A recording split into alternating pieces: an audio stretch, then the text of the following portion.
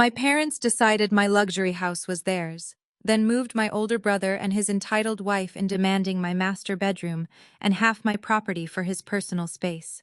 I kicked them all out, but not before completely dismantling his fake tech empire. Let me tell you exactly how I did it. Before I continue this story, let me know where you are watching from in the comments below. Hit like and subscribe if you have ever had to stand up to family who underestimated your worth. It was a beautiful Tuesday morning in Atlanta, the kind of crisp, bright morning that makes you feel like you have everything completely under control.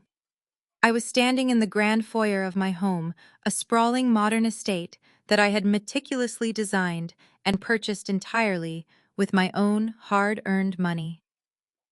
The morning sunlight was pouring through the massive floor-to-ceiling windows, catching the gold veining in the imported marble floors.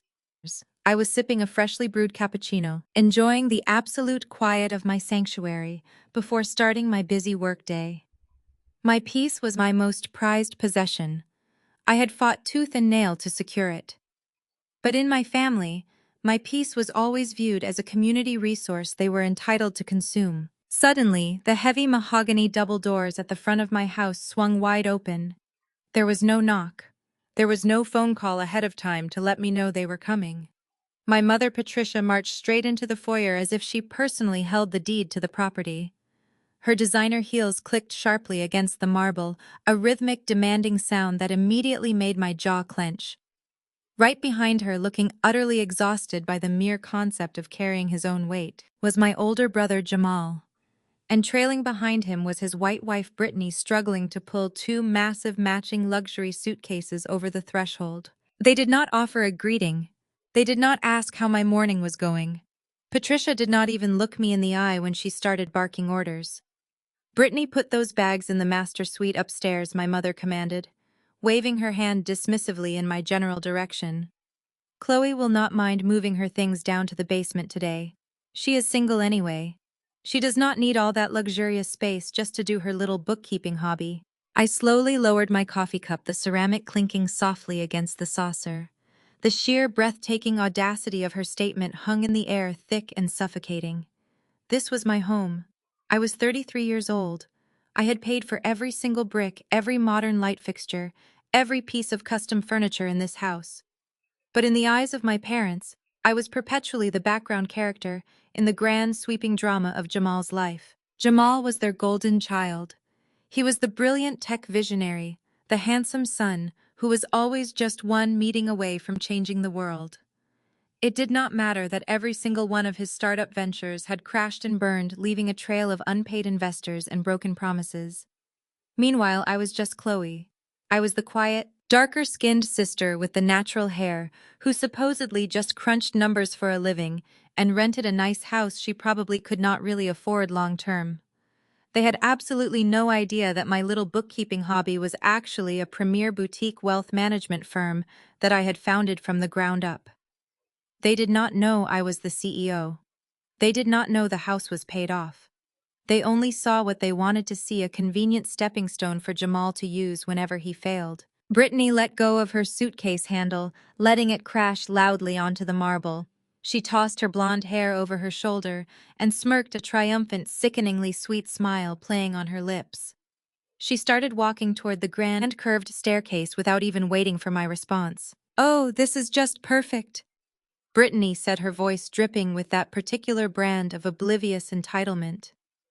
"I have been telling Jamal for weeks that we desperately needed a larger, more elevated space for his creative process. The energy in our old apartment was just too restrictive for a CEO of his caliber. I think I will take the left side of the walk-in closet, Chloe. You can clear your clothes out by noon, right?" I moved before she could take another step. I glided across the foyer and planted myself firmly at the very base of the staircase, completely blocking her path. My posture was perfectly relaxed, but my tone was absolute ice. "You are not taking anything," I said, keeping my voice incredibly calm and steady. "And neither of those bags is going up my stairs." Brittany stopped dead in her tracks. Her fake smile faltered instantly, melting into an expression of exaggerated shock. She spun around to look at Jamal, her eyes widening as she immediately slipped into the role of the victim. Jamal let out a loud, heavy sigh, the sound of a very important man being deeply inconvenienced by someone far beneath him. He dropped his own bags and stepped up to me, puffing out his chest. He was taller than me, but his arrogance was entirely unearned and completely ineffective against me. "Move out of the way," Chloe Jamal ordered, using that same condescending, authoritative tone he had weaponized against me since we were teenagers in high school. "We are moving in today. Dad already cleared it. You need to stop being so difficult and just help us get settled." "Dad cleared it," I repeated slowly, letting the words hang in the empty space between us. I did not raise my voice, but the temperature in the room seemed to drop 10 degrees. "Dad cleared you moving into a house that he does not own, does not pay taxes on, and has absolutely no legal right to dictate the use of." Patricia stepped right between us, her eyes narrowing as she glared at me. It was that fierce protective anger she reserved exclusively for anyone who dared to challenge her favorite child. "Stop being so incredibly selfish, Chloe," she snapped, wagging a manicured finger directly in my face. "Your brother's startup is going through a critical transition phase right now. He is building an empire from scratch. He needs a serene, high-quality environment to focus, not the stress of living in a cramped apartment. You only have this rental because you got lucky with your little numbers game. You need to sacrifice for the greater good of this family." The words hit me hard. Not because they were true, but because they were a painful, vivid echo of my entire childhood. The greater good of the family had always been the exact excuse they used to steal from me. It was the same excuse Patricia and Calvin used when they emptied my college savings account to fund Jamal's very first failed app development company. It was the same excuse they used when they skipped my university graduation because Jamal needed emotional support after a bad breakup. My sacrifices were fully expected. His failures were heavily coddled. "I am not moving my life into the basement," I said, locking eyes with my mother and refusing to back down. "And Jamal is certainly not taking my master suite. In fact, none of you are staying here. You can turn around and walk right back out those double doors." Jamal scoffed loudly, throwing his hands up in the air and rolling his eyes at the ceiling as if asking the universe for patience. "Look, Chloe, we really do not have the time or the energy for one of your emotional episodes today. The movers are bringing the rest of our boxes this afternoon. Just go pack up your bedroom and stop making a scene in front of my wife." Brittany crossed her arms over her chest, the triumphant smirk returning to her face. She reached into her oversized designer tote bag and pulled out a thick stack of stapled papers. She held the packet out to me like it was a weapon she had been dying to use all morning. "We knew you would be unreasonable and difficult about this," Brittany said, her voice dripping fake, condescending sympathy. "So your father and Patricia went ahead and handled the legal side of things to protect us. It is a sublease agreement. Calvin and Patricia drafted it and signed it this morning. We are legally renting the top floor and the main living areas directly from your parents. So technically, Chloe, you are standing in our space right now. My parents decided my luxury house was theirs, then moved my older brother and his entitled wife in demanding my master bedroom and half my property for his personal space. I kicked them all out, but not before completely dismantling his fake tech empire. Let me tell you exactly how I did it. Before I continue this story, let me know where you are watching from in the comments below. Hit like and subscribe if you have ever had to stand up to family who underestimated your worth. I leaned against the console table and watched them drag their designer luggage up my sweeping staircase. The thud of the heavy wheels against my custom hardwood floors echoed through the foyer. Jamal puffed out his chest, completely convinced he had just asserted dominance. Brittany shot me one last pitying look over her shoulder, a look that said she had won. My father Calvin and my mother Patricia simply brushed past me, already discussing what they wanted to order for lunch, as if they had just checked into a five-star resort. They truly believed that fraudulent lease was my kryptonite. They thought I was retreating to the basement out of fear and submission. I let them believe it. A sudden reaction is just emotion. A delayed reaction is a strategy. Over the next 48 hours, my beautiful, carefully curated home was subjected to a hostile takeover. It was a masterclass in audacity. Jamal immediately claimed the formal living room as his personal executive lounge. He sprawled across my Italian leather sofas in his sweatpants, leaving half-empty protein shake bottles on my imported marble coffee tables while shouting buzzwords into his phone to pretend he was closing deals. Patricia took it upon herself to reorganize my kitchen. I would come downstairs to find her loudly complaining to Calvin that my refrigerator lacked the specific brand of organic almond milk Jamal required for his highly sensitive digestion. Not once did any of them say thank you. Not once did they ask how my day was. I was a ghost in my own house, a servant they tolerated only because I paid the utility bills they were currently running up. I stayed quiet. I stayed out of their way. But on Thursday morning, the silent invasion crossed a line that forced my hand. I walked down the hallway from the guest room I was temporarily occupying to get a glass of water. As I rounded the corner into the main gallery corridor, I froze. Brittany was standing on a step stool. Surrounding her on the floor were several large, heavy-duty cardboard boxes. In her hands was a hand-carved 17th-century wooden mask that I had acquired during a private auction in Senegal. It was part of a broader collection of original West African artwork that I had spent years meticulously sourcing. These pieces were not just expensive investments. They were deeply meaningful to my heritage, my culture, and my soul. They were the very essence of the home I had built for myself. And Brittany was tossing them into a cardboard box like they were cheap garage sale trinkets. "What exactly do you think you are doing?" I asked. My voice was low, but it cut through the hallway like a whip. Brittany flinched, nearly dropping the mask. She caught her balance on the step stool and let out a dramatic, breathy sigh, clutching her chest. "You startled me, Chloe. You really should not sneak up on people like that." I stepped closer, my eyes locked on the mask in her hands. "Put that down, right now." Brittany rolled her eyes and stepped down from the stool, clutching the artifact against her chest, as if she had the right to protect it from me. "Look, Chloe, we really need to talk about the aesthetic of this house. Jamal is under a massive amount of pressure with his startup. He is courting high-level investors. The energy in this hallway is just entirely too aggressive. It is dark, and well, frankly, it is a bit ghetto. He needs a serene, minimalist vibe to foster his creative genius." She gestured with her chin toward the corner of the hallway. I followed her gaze.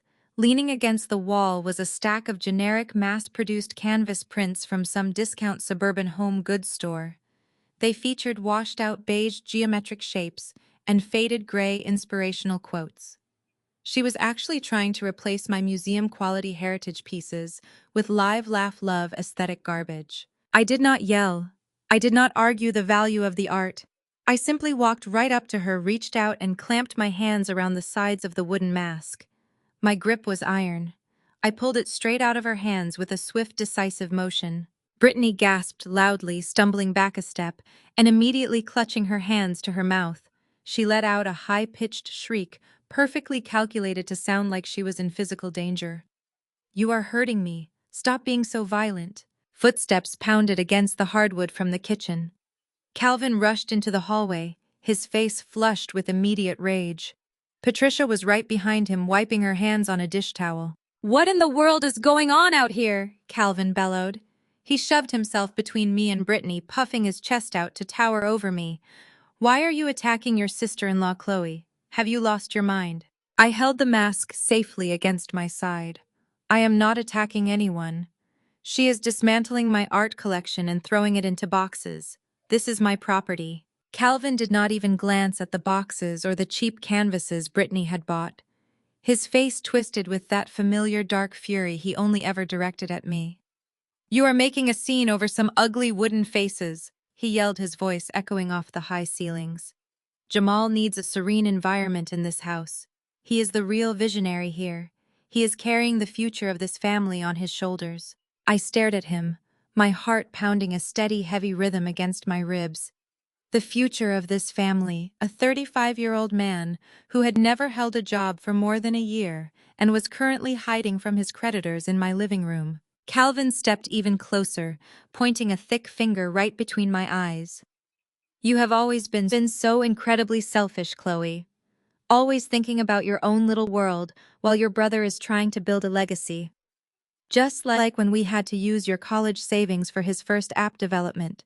You threw a fit then too. You need to learn how to sacrifice for the greater good of this family." The hallway went completely silent. The only sound was the hum of the central air conditioning. There it was. He said it so casually, weaponizing the deepest financial trauma of my young adult life as if it were a point of pride. When I was 18, I had worked 2 jobs in high school to save for my tuition.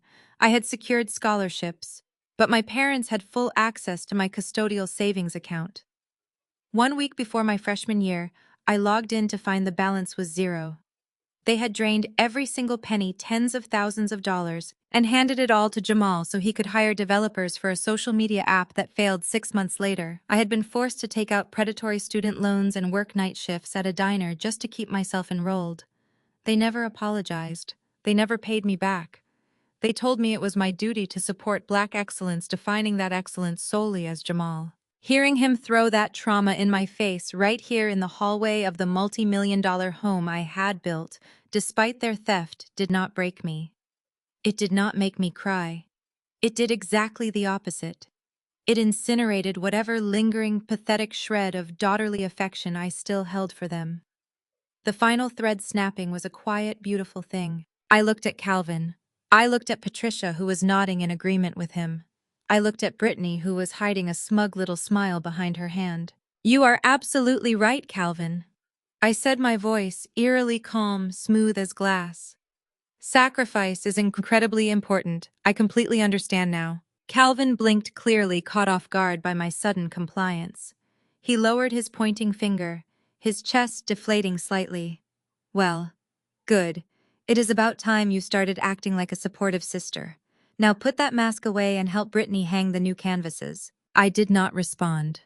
I just turned around carrying my mask and walked away. I did not go to the basement. I did not go to the guest room. I walked straight down the west corridor of the house, leaving them standing confused in the hallway. I reached the heavy, solid oak door at the very end of the corridor. My private sanctuary. I turned the brass knob, stepped inside, and pulled the door shut behind me. The heavy click of the deadbolt locking into place was the most satisfying sound in the world. The room was completely soundproofed.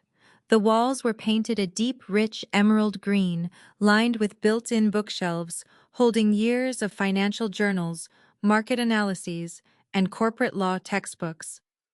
In the center of the room sat a massive custom-built walnut desk.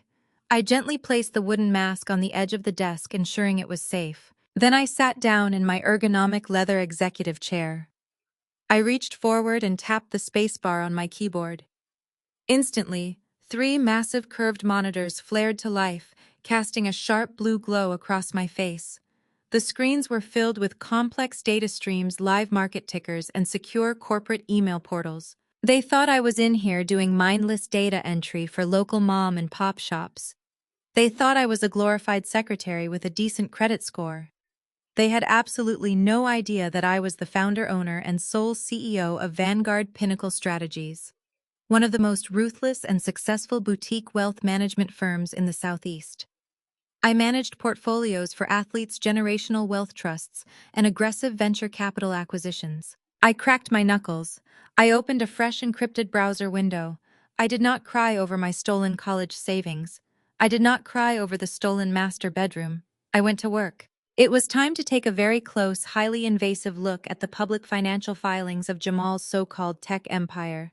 It was time to see exactly how much debt the golden child was drowning in. And more importantly, it was time to see who owned that debt. A few clicks later, I had the corporate registry pulled up. My eyes scanned the brutal, bleeding numbers of his company. He was defaulting on his vendor loans. He was missing payroll. He had leveraged everything. And then a little notification dinged through the speakers of my computer. A secure email had just dropped into my primary inbox. It was from my proxy investment manager in New York. The subject line was highlighted in bold text. "Acquisition successful." I clicked the email open and read the details. My heart rate slowed to a calm, steady rhythm of pure victory. Through a series of blind corporate shell companies that traced directly back to my private holdings, Vanguard Pinnacle Strategies had just purchased the majority debt of Jamal's failing tech startup.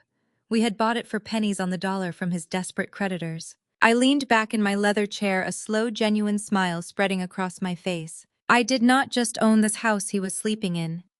I officially owned his company. I was his biggest creditor. I was his boss. And my dear arrogant brother had absolutely no idea. Let them have the master bedroom for the weekend. By Monday, I was going to take everything. The next 48 hours in my own home felt like an orchestrated psychological warfare campaign. Letting them unpack their bags was a calculated risk on my part, but I knew that giving them an inch would compel them to take a mile. They did exactly that. My beautiful, carefully curated home was subjected to a hostile takeover. It was a masterclass in sheer audacity.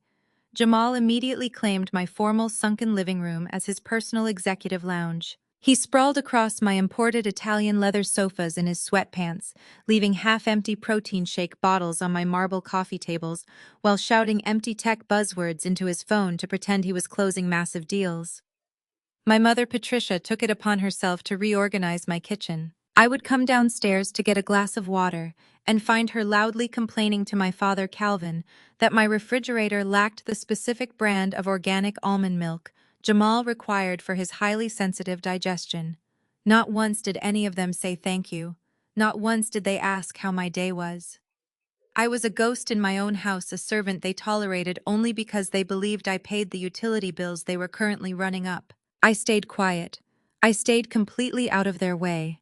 I was biding my time, letting them get entirely too comfortable in a kingdom they did not own.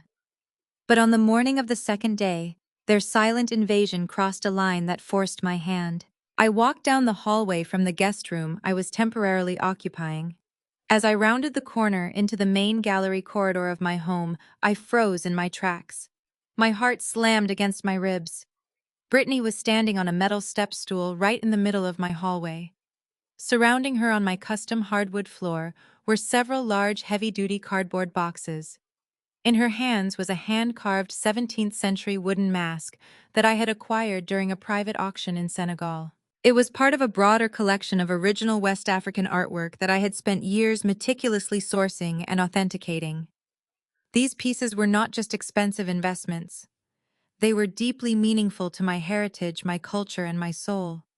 They were the very essence of the home I had built for myself. And Brittany was tossing them into a cardboard box like they were cheap garage sale trinkets. "What exactly do you think you are doing?" I asked.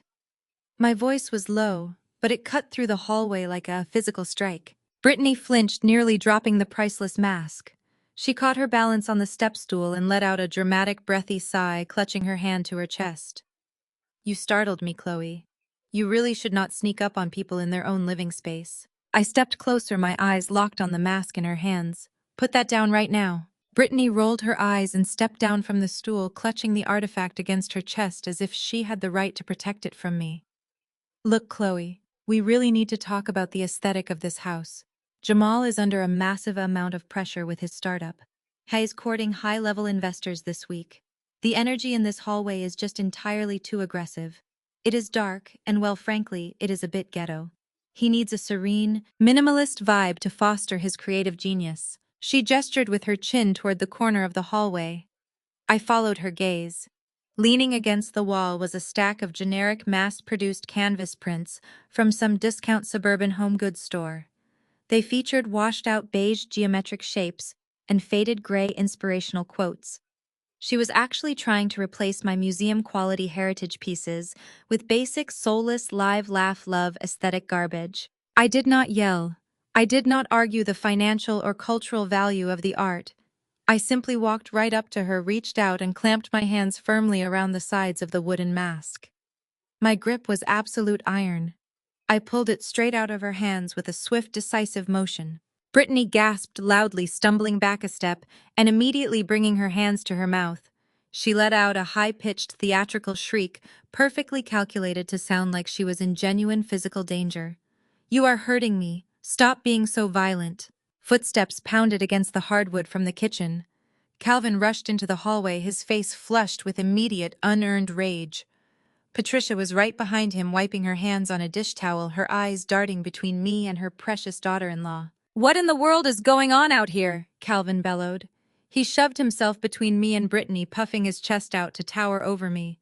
"Why are you attacking your sister-in-law, Chloe? Have you lost your mind?" I held the mask safely against my side, maintaining my perfectly calm posture. "I am not attacking anyone. She is dismantling my art collection and throwing it into boxes. This is my property. Calvin did not even glance at the cardboard boxes or the cheap canvases Brittany had bought. His face twisted with that familiar dark fury he only ever directed at me. "You are making a massive scene over some ugly wooden faces," he yelled, his voice echoing off the high vaulted ceilings. "Jamal needs a serene environment in this house. He is the real visionary here. He is carrying the future of this family on his shoulders." I stared at him, keeping my expression entirely neutral. The future of this family. A grown man who had never held a job for more than 12 consecutive months and was currently hiding from his creditors on my living room sofa. Calvin stepped even closer, pointing a thick, calloused finger right between my eyes. "You have always been so incredibly selfish, Chloe. Always thinking about your own little world, while your brother is trying to build a legacy. Just like when we had to use your college savings for his first app development. You threw a massive fit then, too. You need to learn how to sacrifice for the greater good of this family." The hallway went completely silent. The only sound was the low hum of the central air conditioning. There it was. He said it so casually, weaponizing the deepest financial trauma of my young adult life, as if it were a point of pride. When I was 18, I had worked 2 jobs in high school to save for my university tuition. I had secured my own scholarships, but my parents had full access to my custodial savings account. 1 week before my freshman year began, I logged in to find the balance was zero. They had drained every single penny, tens of thousands of dollars, and handed it all to Jamal so he could hire developers for a social media app that failed 6 months later. I had been forced to take out predatory student loans and work exhausting night shifts at a diner just to keep myself enrolled. They never apologized for the theft. They never paid me back a single dime. They told me it was my absolute duty to support Black excellence, defining that excellence solely as whatever Jamal wanted to do. Hearing my own father throw that trauma in my face right here in the hallway of the multi-million-dollar home I had built, despite their financial abuse, did not break me. It did not make me cry. It did exactly the opposite. It incinerated whatever lingering, pathetic shred of daughterly affection I still held for them. The final emotional thread snapping was a quiet, beautiful, liberating thing. I looked at Calvin. I looked at Patricia, who was nodding in silent agreement with him. I looked at Brittany, who was hiding a smug little smile behind her manicured hand. They were a collective parasite feeding off my hard work while demanding my submission. "You are absolutely right, Calvin," I said, my voice eerily calm, smooth, and reflective as glass. "Sacrifice is incredibly important. I completely understand now." Calvin blinked, clearly caught off guard by my sudden compliance. He lowered his pointing finger, his chest deflating slightly as he thought he had won. "Well, good. It is about time you started acting like a supportive sister. Now put that mask away in the basement and help Brittany hang the new canvases." I did not respond. I just turned around carrying my mask and walked away. I did not go to the basement. I did not go back to the guest room. I walked straight down the west corridor of the house, leaving them standing confused in the hallway. I reached the heavy solid oak door at the very end of the corridor. It was my private sanctuary. I turned the brass knob, stepped inside, and pulled the door shut behind me. The heavy click of the deadbolt locking into place was the most satisfying sound in the world. The room was completely soundproofed. The walls were painted a deep, rich emerald green, lined from floor to ceiling, with built-in bookshelves holding years of financial journals, market analyses, and corporate law textbooks. In the center of the room sat a massive custom-built walnut desk. I gently placed the wooden mask on the soft leather desk pad, ensuring it was completely safe from Brittany's destructive hands. Then I sat down in my ergonomic executive chair. I took a deep breath, inhaling the scent of old paper and ambition. I reached forward and tapped the spacebar on my keyboard. Instantly, 3 massive curved monitors flared to life, casting a sharp blue glow across my face. The screens quickly populated with complex data streams, live market tickers, and secure corporate email portals. My family thought I was locked in here doing mindless data entry for local mom-and-pop shops. They thought I was a glorified secretary renting a house above her pay grade. They had absolutely no idea that I was the founder, owner, and sole CEO of Vanguard Pinnacle Strategies. one of the most ruthless and successful boutique wealth management firms in the entire Southeast. I managed portfolios for professional athletes, generational wealth trusts, and aggressive venture capital acquisitions. I cracked my knuckles, the sound sharp in the quiet room. I opened a fresh, heavily encrypted browser window. I did not cry over my stolen college savings. I did not cry over my stolen master bedroom or the disrespect shown to my culture and my home. I simply went to work. It was time to systematically dismantle the golden child. My fingers danced across the mechanical keyboard, a rhythmic, purposeful clatter that instantly grounded me. Outside this heavy oak door, my parents were likely still comforting Brittany over a piece of carved wood, while Jamal probably stretched his legs across my imported sofa, dreaming of his next imaginary millions. Inside this room, however, I was the sole architect of my destiny. I watched the encrypted browser load my proprietary wealth management dashboard, the crisp interface reflecting in my eyes. They called it a little bookkeeping hobby. I let the sheer arrogant comedy of that phrase wash over me. When Calvin and Patricia drained my college fund to finance Jamal's first catastrophic failure of an app, I had two choices. I could let their ultimate betrayal break me, or I could use the white-hot fury to build a fortress they could never penetrate. I chose the fortress. Vanguard Pinnacle Strategies was born in a cramped, unheated studio apartment during my early 20s. It was built on the backs of double shifts, relentless networking, and a refusal to be a victim of my own bloodline. I had studied financial markets while waiting tables using public library computers to teach myself the intricacies of corporate acquisitions. Now I managed nine-figure portfolios for professional athletes, orchestrated aggressive venture capital buyouts, and secured generational wealth for families who actually understood the meaning of the word. I was a shark in a tailored, operating in the highest echelons of Atlanta's financial sector, and my own parents thought I was a guppy renting a house above my pay grade. I kept my success a heavily guarded secret for a very specific reason. If Calvin and Patricia knew I was a multimillionaire, they would have demanded I finance Jamal's delusions.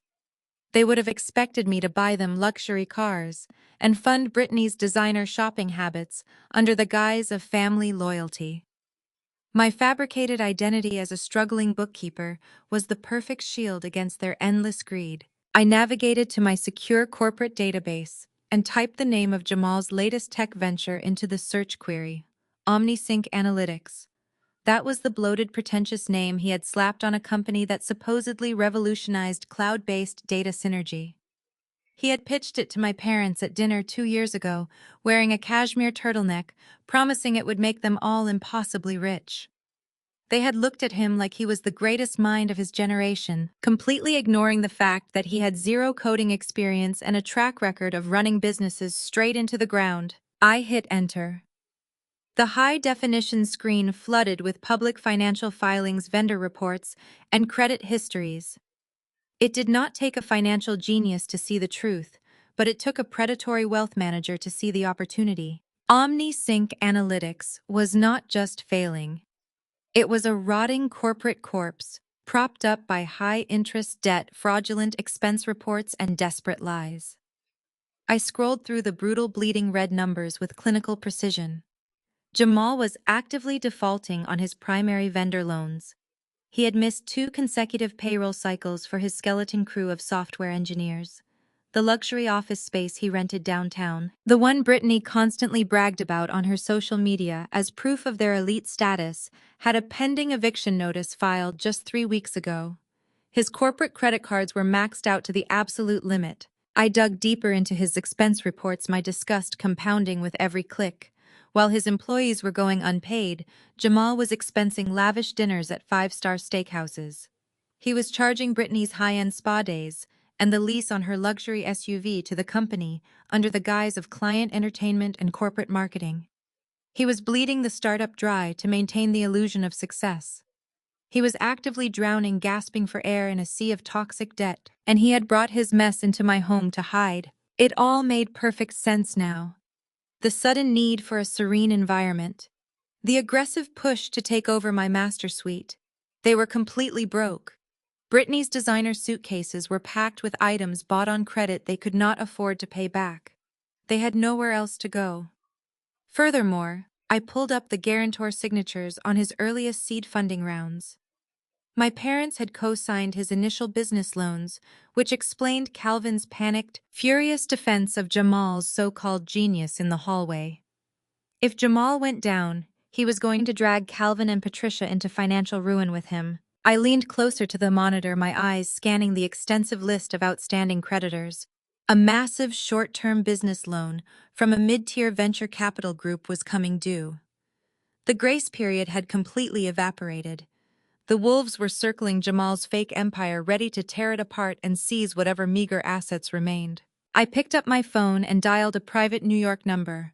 It belonged to my senior proxy investment manager, a ruthless financial operator who handled the aggressive acquisitions for my blind corporate shell companies. I never made high-profile moves under my own name. Vanguard Pinnacle Strategies operated through a complex labyrinth of subsidiaries, ensuring my total privacy and maximizing my leverage in any negotiation. He answered on the first ring.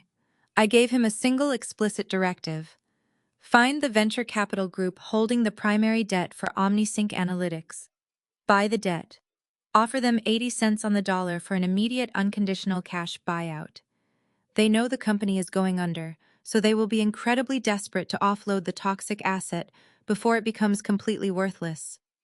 Do it quickly and do it quietly. I ended the call and set the phone face down on the dark leather desk pad. The waiting was always the most delicious part of any acquisition. I spent the next 2 hours analyzing every single weak point in Jamal's corporate structure. He had foolishly leveraged his own intellectual property as collateral.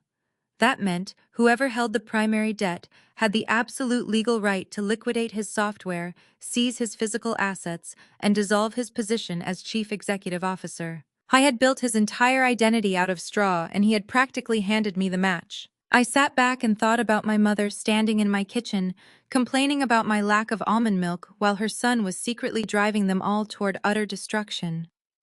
I thought about my father pointing his thick finger in my face, demanding I sacrifice my peace and my home for a man who had never worked an honest day in his entire life. They demanded my respect without ever offering a shred of their own.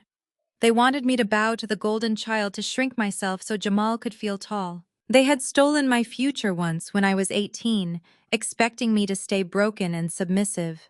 They vastly underestimated the woman I had become. A soft, distinct chime broke the heavy silence of my office. A secure email notification slid across the top right corner of my primary monitor. The sender was my proxy manager in New York. The subject line was typed in bold, uncompromising capital letters.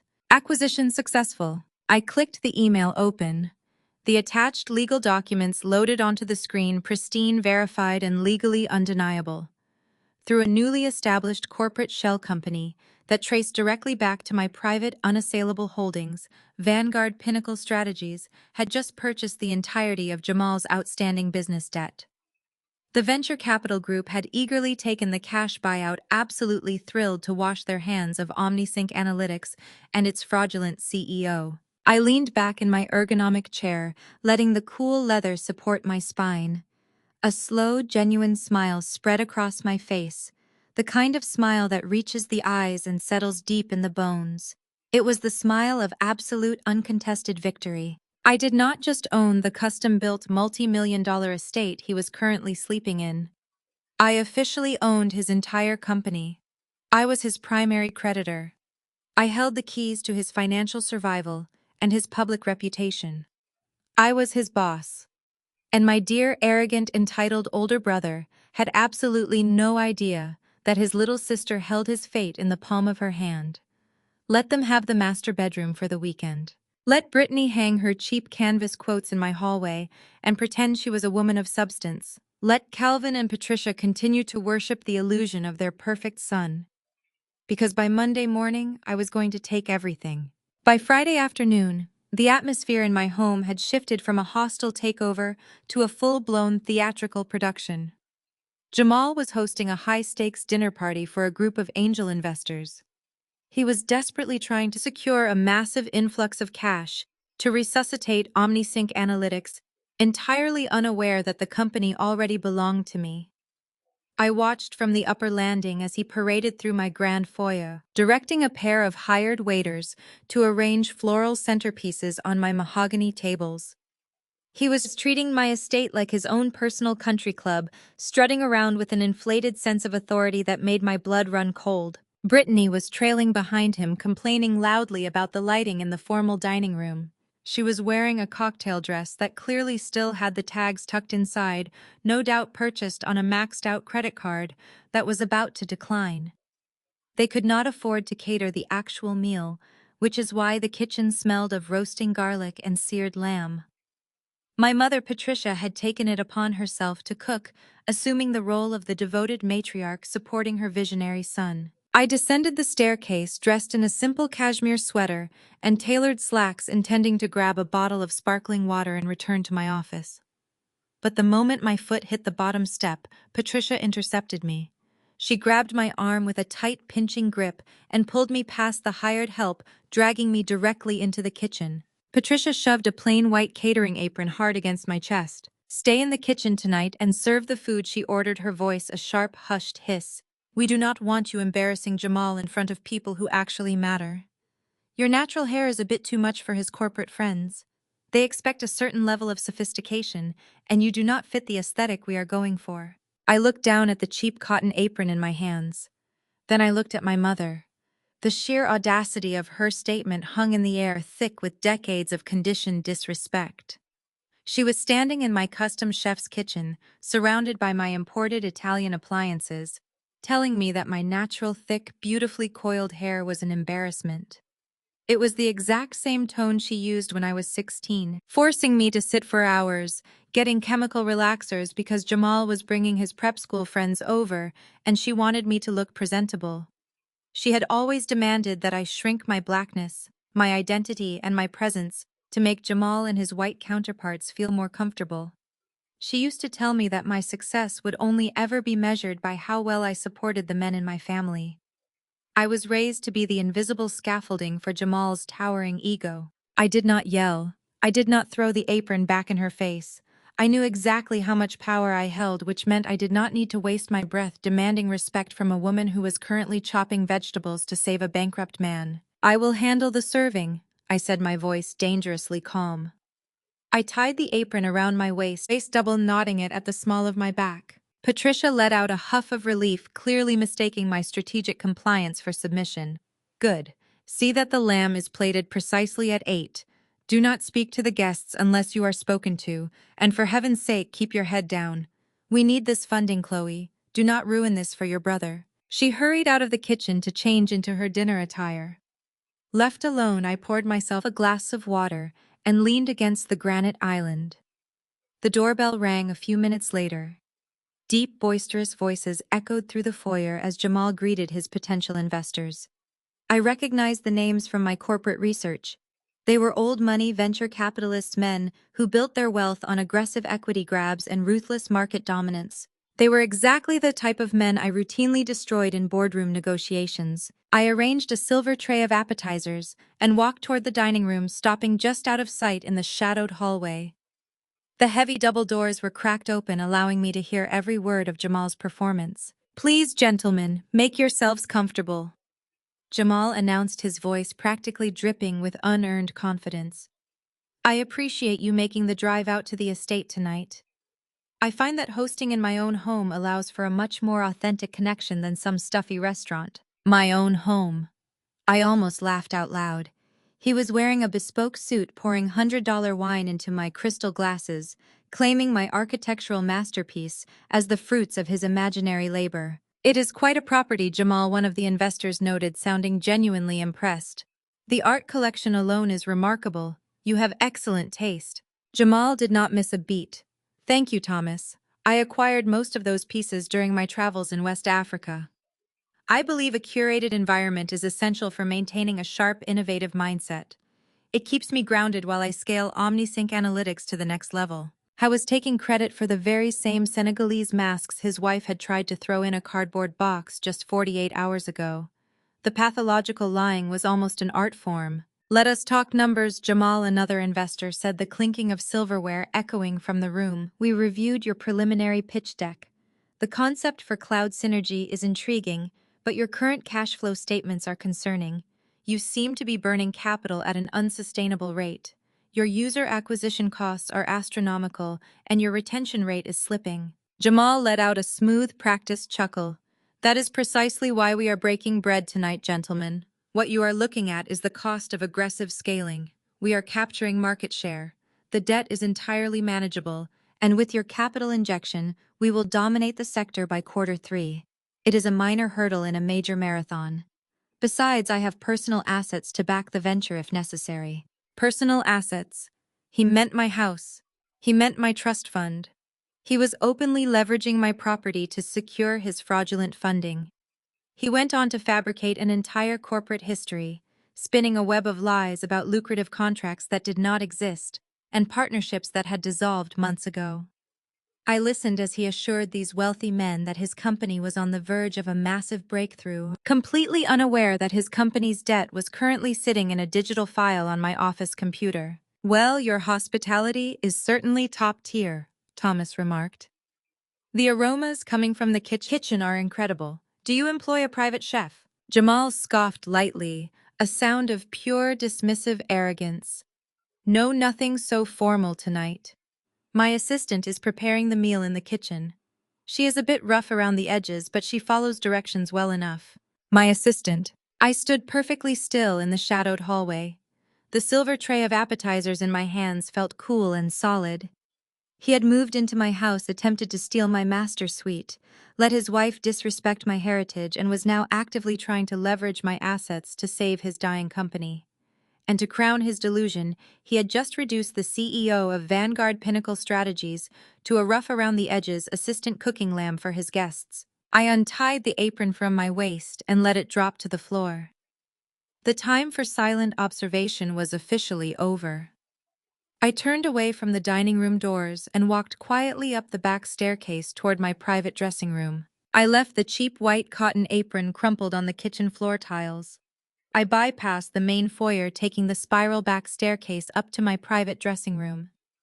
Brittany had been complaining about the dark wood tones in the house, but as I ran my hand along the custom mahogany shelving of my closet, I felt nothing but power. I bypassed my casual wear and pulled out my armor.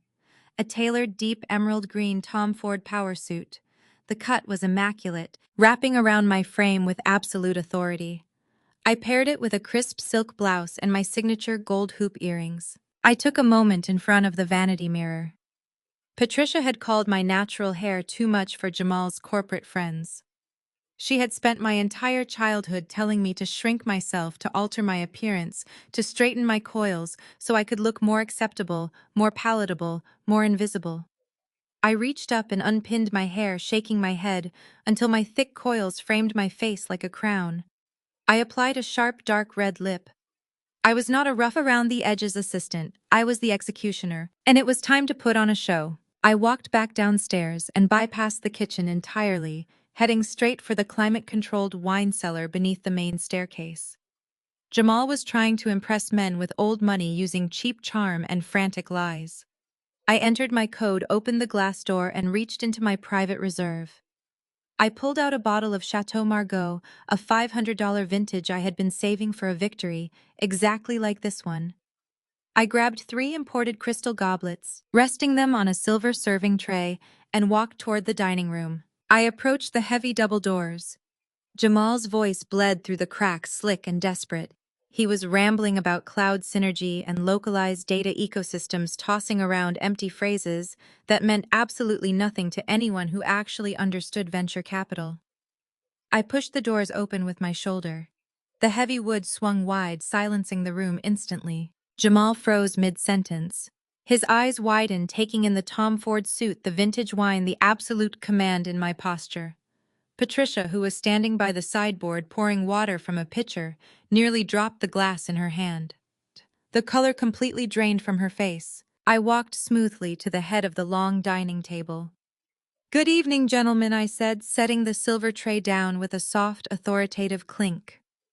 I realized my brother was offering you a rather incomplete picture of this property, so I decided to step in and properly welcome you. I uncorked the wine with practiced ease. One of the investors, an older, sharp-eyed man named Thomas, raised a silver eyebrow. Brother Thomas asked, glancing from me to Jamal. Jamal scrambled, his face flushing a deep, embarrassed purple. He forced a strained, panic-stricken laugh. Gentlemen, this is Chloe. She just helps out around the property. She has a bit of an active imagination. I apologize for the interruption. I smiled, pouring the dark red wine into Thomas's glass. Jamal loves to deflect, I said, handing the glass over with a steady hand. I am Chloe, the sole owner of this estate. Welcome to my home. Thomas looked from me to Jamal, the air in the room suddenly thickening with tension. Your home? Thomas asked, clearly testing the waters. Bought and paid for, I replied smoothly. Now I could not help but overhear your concerns regarding OmniSync analytics and their user acquisition costs. Jamal stood up so fast his chair scraped loudly against the hardwood. Chloe, that is enough. We are conducting official business here. I did not even look at him. I kept my eyes locked on the investors, pivoting directly into a surgical breakdown of the software as a service sector. You are entirely correct to be worried about his burn rate, I said, leaning casually against the back of an empty leather dining chair. The current market standard for B2B cloud integration software demands a customer lifetime value at least 3 times the acquisition cost. OmniSync is currently operating at a 1-to-1 ratio. The room went dead silent. The investors stared at me, their forks suspended in midair. Jamal's mouth was hanging open. He looked like he had been struck by lightning. Patricia was trembling by the sideboard, absolutely terrified to intervene. I continued, my voice smooth and unrelenting. Scaling aggressively right now is not capturing market share, Thomas. It is accelerating a massive fiscal hemorrhage. The debt structure is heavily subsidized by high-interest vendor loans. Pumping seed capital into a company that is defaulting on its primary operational costs is not an investment. It is a corporate rescue mission. Thomas took a slow sip of the Margot, his eyes never leaving mine. You know his numbers better than he does. Thomas noted, his voice carrying a sudden deep respect. I make it my business to know exactly what liabilities are operating under my roof, I replied. The rest of the dinner was a beautiful, devastating masterclass in shifting power dynamics. The investors completely stopped addressing Jamal. They directed all of their questions to me. I effortlessly navigated topics ranging from inflation hedging to aggressive venture buyouts, displaying the exact kind of financial literacy Jamal had been trying and failing to fake all evening. I did not explicitly tell them Jamal was a fraud. I did not have to. I simply demonstrated what actual competence looked like, illuminating his incompetence by pure contrast. Jamal sat in silence at my dining table, sweating through his custom suit, staring at his plate. He tried to interject a few times with buzzwords, but Thomas quickly dismissed him, turning back to ask my opinion on market volatility. Patricia hovered in the background, paralyzed by the sudden realization that the daughter she had dismissed as a lowly bookkeeper was intellectually dismantling her golden child in front of millionaires. By 9 o'clock, the investors stood up to leave. They did not linger. The atmosphere had shifted from a pitch meeting to a polite, highly uncomfortable retreat. Thomas walked over to me and shook my hand firmly. It was an absolute privilege to meet you, Chloe. Thomas said, his tone conveying genuine admiration. Your insight is remarkable.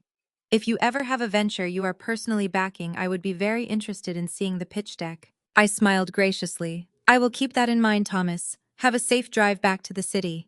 Thomas turned to Jamal, his expression dropping into one of polite, icy pity.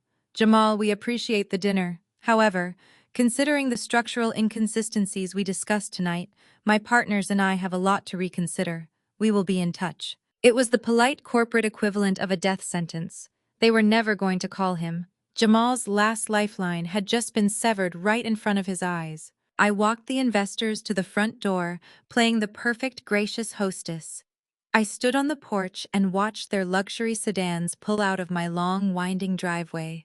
The cool night air felt incredible against my skin. The moment the heavy mahogany front door clicked shut behind me, the illusion of family civility completely shattered. A loud, violent crash echoed from the dining room. I walked back down the hallway just in time to see Jamal kick one of my custom dining chairs across the hardwood floor. It slammed against the heavy baseboard, the wood cracking sharply on impact. Patricia screamed, jumping back against the wall. Jamal whipped around his chest, heaving his face a mask of pure, unadulterated rage. The polished, fake visionary act was entirely gone.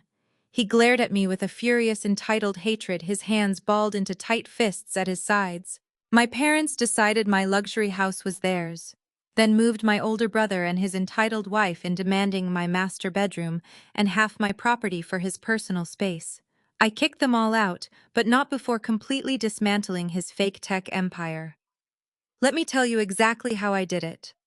Before I continue this story, let me know where you are watching from in the comments below.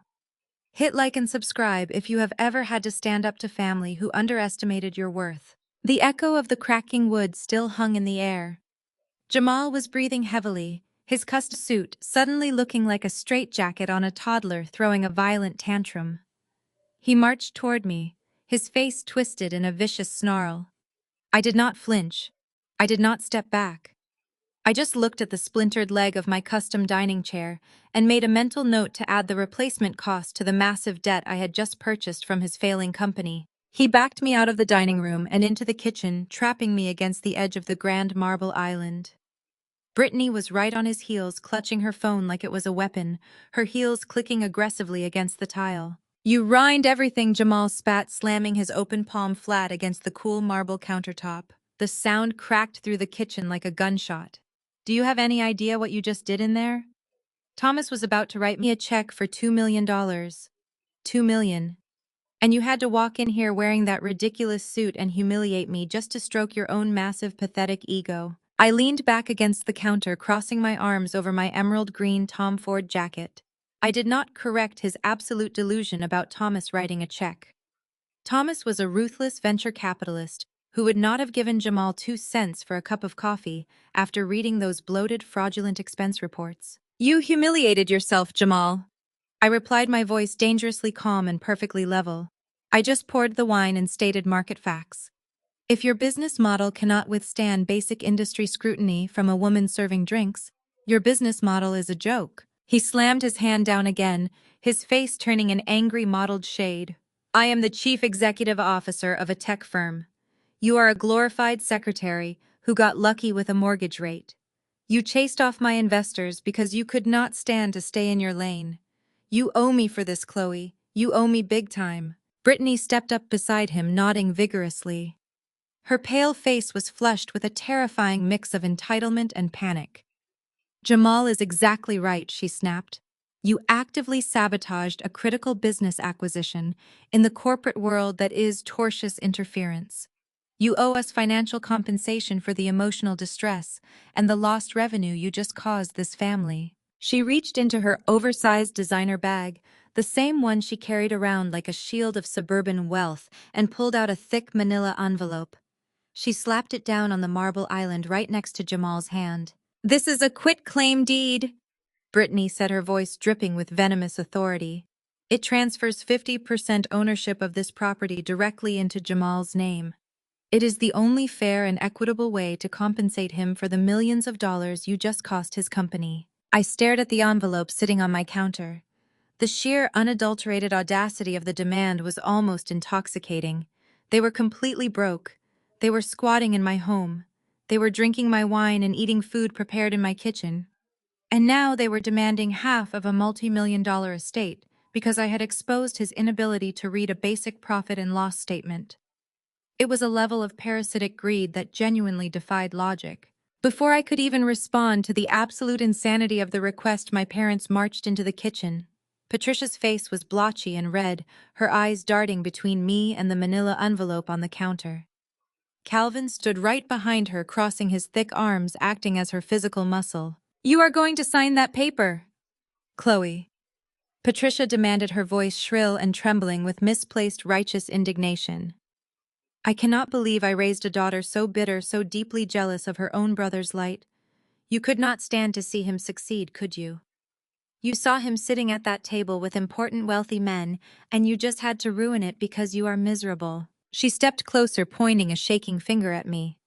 You are a bitter, lonely spinster, Chloe. Because no man wants a woman with your aggressive attitude, you have decided to destroy the only man in this family who is actually doing something with his life. You want to drag him down to your level because you are unhappy. I looked at the woman who gave birth to me. The woman who had chemically burned my scalp as a teenager to make me look acceptable to polite society, who had drained my college fund to finance Jamal's first colossal failure, who was now calling me a bitter spinster while standing in a kitchen that cost more than her entire retirement portfolio.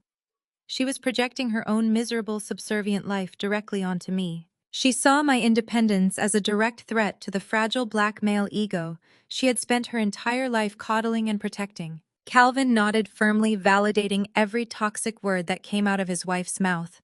"Your mother is exactly right," he bellowed, his voice carrying that heavy, authoritarian tone he used to terrify me when I was a child. "You have too much space here anyway. A single woman with no husband and no children does not need an estate this size. It is arrogant and wasteful." He stepped up beside Jamal, placing a heavy hand on his golden child's shoulder. "Jamal has a wife. He has a future. He has an empire to build for the next generation of this family. You owe us for everything we did to put a roof over your head growing up. Signing over half the deed is the absolute least you can do to make amends for the disaster you caused tonight." It was always the exact same narrative. My success was a communal family asset. Jamal's failures were my financial responsibility. They wanted to harvest my labor to insulate him from the consequences of his own incompetence. Brittany crossed her arms over her chest, stepping closer to Jamal to present a united, imposing front. She looked at me with an expression of pure, unmasked contempt. "Let me make this very clear for you, Chloe," she said, her tone sharp and threatening. "We still have that signed sublease agreement from your parents. We are legal tenants in this house." She tapped her manicured fingernail against the manila envelope. "If you do not sign this deed by Friday afternoon, I will personally call the police. I will tell them you are an aggressive, hostile landlord illegally harassing your tenants. I will tell them you threatened me. I will have law enforcement come here and enforce our lease, and we will make your life a living hell until you are forced out of this house entirely. Sign the deed or we call the cops. That is your choice." I stood perfectly still, absorbing the sheer magnitude of their threats. They were attempting to extort me in my own kitchen.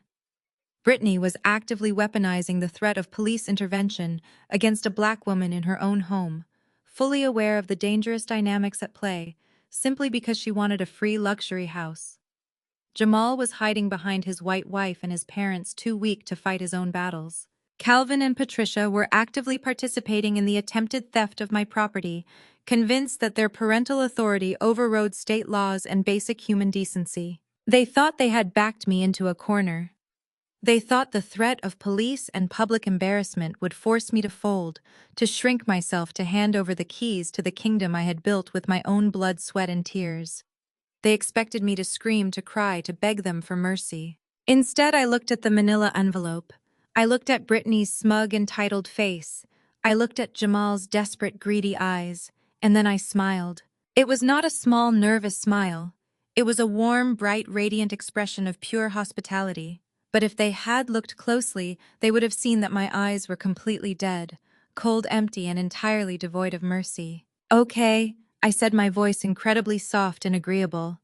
"Leave the paperwork right there on the counter. Let me review the legal terms tonight and we can discuss the transfer in the morning." The air in the kitchen shifted instantly. The thick, suffocating tension evaporated, replaced by a sudden, sickening wave of triumphant relief. Jamal let out a loud breath, his shoulders dropping as a massive, arrogant grin spread across his face. Brittany clapped her hands together, a short, sharp sound of victory, and leaned her head against Jamal's arm. Calvin and Patricia exchanged a deeply satisfied look, validating their belief that they had successfully put me back in my designated, subservient place. They celebrated right in front of me.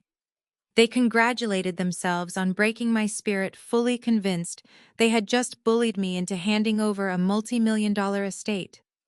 They did not know that the house was held in an impenetrable blind trust. They did not know that their fake lease was a piece of useless trash. And they certainly did not know that Brittany's threat to call the police was exactly the weapon I needed to destroy them all. Let them celebrate tonight. Friday was coming. I left the house early Friday morning before the Georgia heat could burn off the morning dew. Jamal was sitting at my kitchen island, spreading artisanal jam on a slice of brioche, looking exactly like a man who believed he had just conquered the world.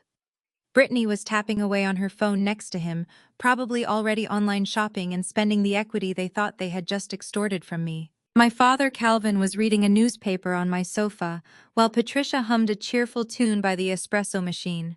They were a portrait of parasitic bliss. I gave them a polite, empty smile, grabbed my car keys, and walked out the front door without a single word.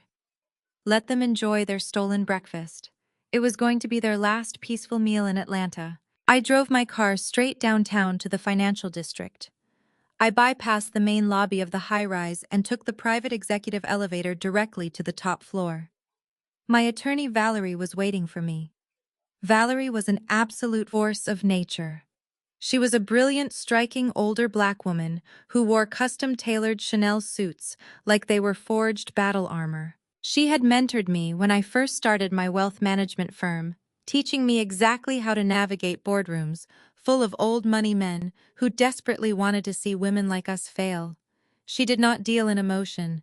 She dealt in absolute systemic destruction. I walked into her corner office overlooking the sprawling city skyline and tossed the fake sublease agreement and the extortionate quitclaim deed directly onto her massive glass desk. Valerie picked up the paperwork, slipped on her designer reading glasses, and scanned the documents. A few seconds later, she let out a sharp, resonant laugh that echoed off the floor-to-ceiling windows. "They actually handed this to you?" she asked, her voice rich with elegant disbelief. "Your parents drafted a sublease agreement for a property they do not own, and your brother tried to extort you into signing over half a multi-million-dollar estate under the threat of calling the police." "That is exactly what happened," I said, sinking into the plush leather chair opposite her desk. Brittany was very clear about her threats. She plans to have law enforcement drag me out of my own house by this afternoon if I do not surrender the deed. Valerie dropped the papers back onto the glass desktop with a dismissive flick of her wrist. "These documents are a work of pure comedy, Chloe. They hold absolutely zero legal weight. Your parents cannot sublease a property they do not own. But more importantly, they cannot sublease a property where no individual landlord legally exists." She opened a thick, pristine file folder on her desk and turned it toward me. It contained the original closing documents and the impenetrable trust architecture we had established years ago. "Your estate is held within a blind corporate trust," Valerie explained, tapping her manicured fingernail against the official state seal on the document. "You are the sole beneficiary and the sole executor of that trust, but the property itself is insulated. If Brittany calls the police, they will demand to see a valid lease from the legal property owner. When they look up the deed, they will see a corporate entity. Your parents have no standing to authorize anyone to live there. If the police show up today, your family will not be enforcing a lease. They will be actively documenting their own trespassing." I felt a cool wave of satisfaction wash over me. The trap was perfectly set. "Furthermore," Valerie continued, her tone dropping into a much more dangerous register, "attempting to force a property transfer through the threat of false police reports crosses the line from sibling rivalry into criminal extortion. But honestly, Chloe, the blackmail over the deed is the least of your brother's problems right now." Valerie reached into the pocket of her tailored blazer and pulled out a small, sleek silver flash drive. She slid it across the glass desk toward me. It stopped right next to the fraudulent quitclaim deed. "Since Vanguard Pinnacle Strategies officially acquired the majority debt of OmniSync Analytics yesterday morning, I had my forensic accounting team execute a comprehensive audit of his internal corporate ledgers," Valerie said. "You told me his startup was bleeding cash, but the reality is much darker. Your brother is not just a terrible businessman, he is a criminal." I leaned forward, picking up the flash drive. The metal was cold against my palm. "What did you find?" Valerie steepled her fingers, resting her chin against her hands. "Jamal has been actively commingling corporate funds with his personal bank accounts. The seed money he received from those venture capital firms was supposed to be restricted to software development and payroll. Instead, he has been silently siphoning hundreds of thousands of dollars into private offshore accounts. He used corporate funding to pay for Britney's luxury car lease. He used investor capital to pay off his personal credit cards. He has been falsifying his quarterly expense reports to hide the theft. Wire fraud. I stated the reality of his actions, settling heavily into the room. Textbook wire fraud, Valerie confirmed. He is embezzling money from his own dying company to maintain the illusion of extreme wealth. The venture capital group, we bought the debt from suspected gross mismanagement, but they did not dig deep enough to see the actual theft. They just wanted out. Now that you own the debt, you have full legal access to these ledgers. If you hand this flash drive over to the federal authorities, your brother is facing severe federal prison time. I stared at the silver drive in my hand. Calvin and Patricia had spent my entire life telling me I needed to sacrifice my own success to protect Jamal because he was destined for greatness. They had stolen my college tuition to fund the beginnings of this exact fraudulent empire. They had moved him into my house to shield him from the consequences of his own spectacular failures. They demanded I give him half my home to compensate for his stress while he was actively stealing hundreds of thousands of dollars from investors. I was a thief masquerading as a visionary, and they were his willing accomplices. We liquidate the company on Monday morning, I said, my voice absolute steel. I want the asset seizure paperwork finalized today. I want his corporate bank accounts frozen the second the markets open. And prepare a formal 24-hour eviction notice for the house. We are serving it on Sunday. Valerie smiled, a sharp, predatory expression that matched my own. Your parents are hosting an entire barbecue in your backyard this Sunday to celebrate his fake house acquisition. Are you planning to serve the eviction notice in front of the entire extended family? I am going to serve them reality, I replied, slipping the flash drive into my purse. They want to put on a show. I am just providing the grand finale. I left the financial district feeling invincible. The pieces were no longer just falling into place. The board was entirely under my control. I navigated the heavy Atlanta traffic with the radio turned off, enjoying the quiet hum of my engine. I pictured the exact look on Brittany's face when the police she threatened to call ended up threatening her with handcuffs. I pictured Calvin realizing the golden son he sacrificed my future for was nothing more than a common fraudster headed for a federal indictment. I pulled through the private security gates of my estate and parked in the circular driveway. The afternoon sun was warm, filtering through the large oak trees that lined the property.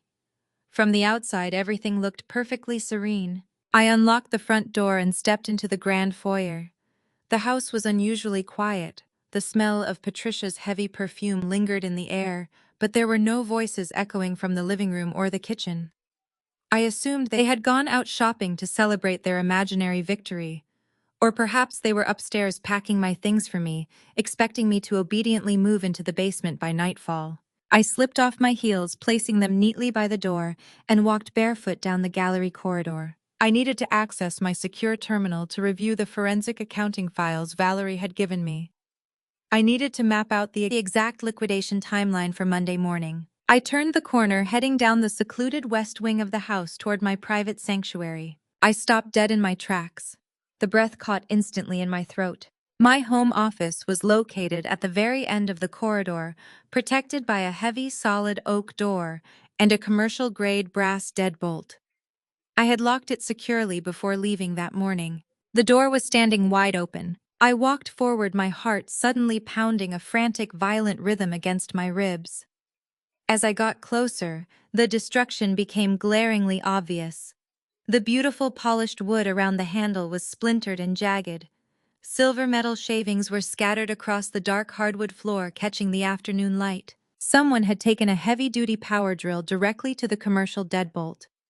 The lock was completely hollowed out, destroyed beyond repair. The heavy oak door had been violently breached. I stepped into the doorway, my blood running absolutely cold. My sanctuary had been invaded.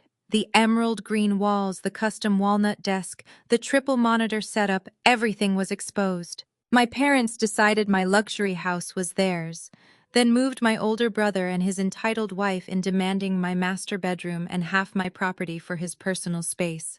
I kicked them all out, but not before completely dismantling his fake tech empire. Let me tell you exactly how I did it.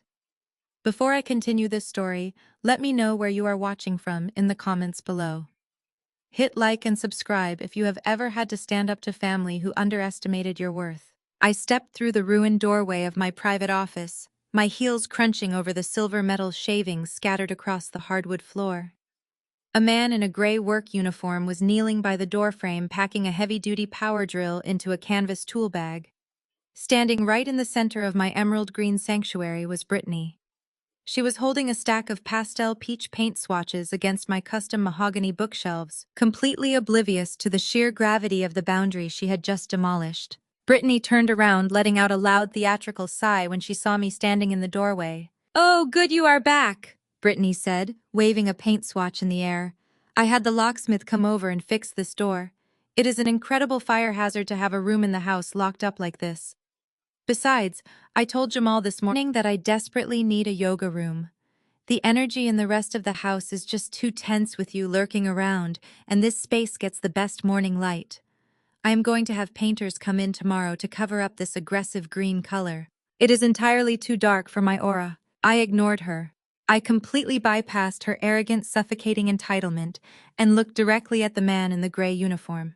"Pack your tools and get off my property," I told the locksmith, my voice low and dangerous. "You just drilled through a commercial deadbolt on a home you did not verify ownership of. If you are not out of my driveway in exactly 60 seconds, I am calling the police and pressing charges for breaking and entering." The locksmith went pale. He looked from me to Brittany, realization dawning on his face. He zipped his canvas bag with frantic speed, muttered a panicked apology, and practically sprinted past me down the hallway. Brittany crossed her arms, her face twisting into a pout of supreme victimhood. "You are being completely unreasonable, Chloe. We have a lease. We have rights to this house.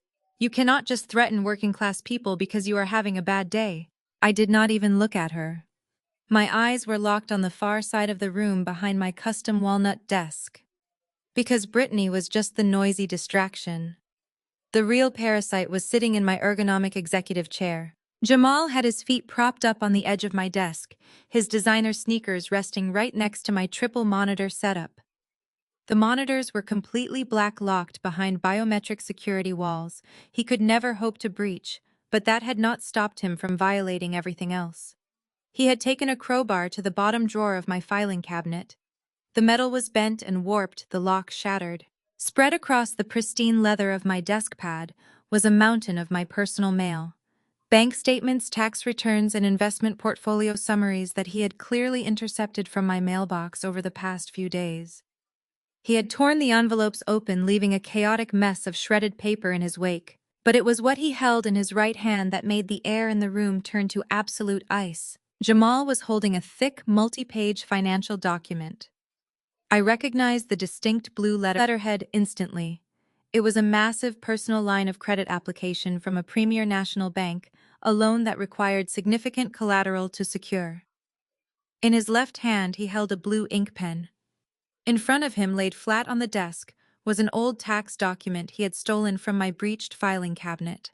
I was actively tracing my signature from the old tax return directly onto the bottom line of the multi-million-dollar loan application. I stepped further into the room, the heavy silence amplifying the sound of the blue pen scratching against the paper. "What exactly do you think you are doing?" I asked. My tone was not frantic. It was the calm, methodical tone of an apex predator observing its prey walking willingly into a trap. Jamal did not flinch. He did not jump out of the chair or try to hide the documents. The golden child conditioning ran so deep in his veins that he fundamentally believed he was entitled to commit federal crimes simply because he wanted to.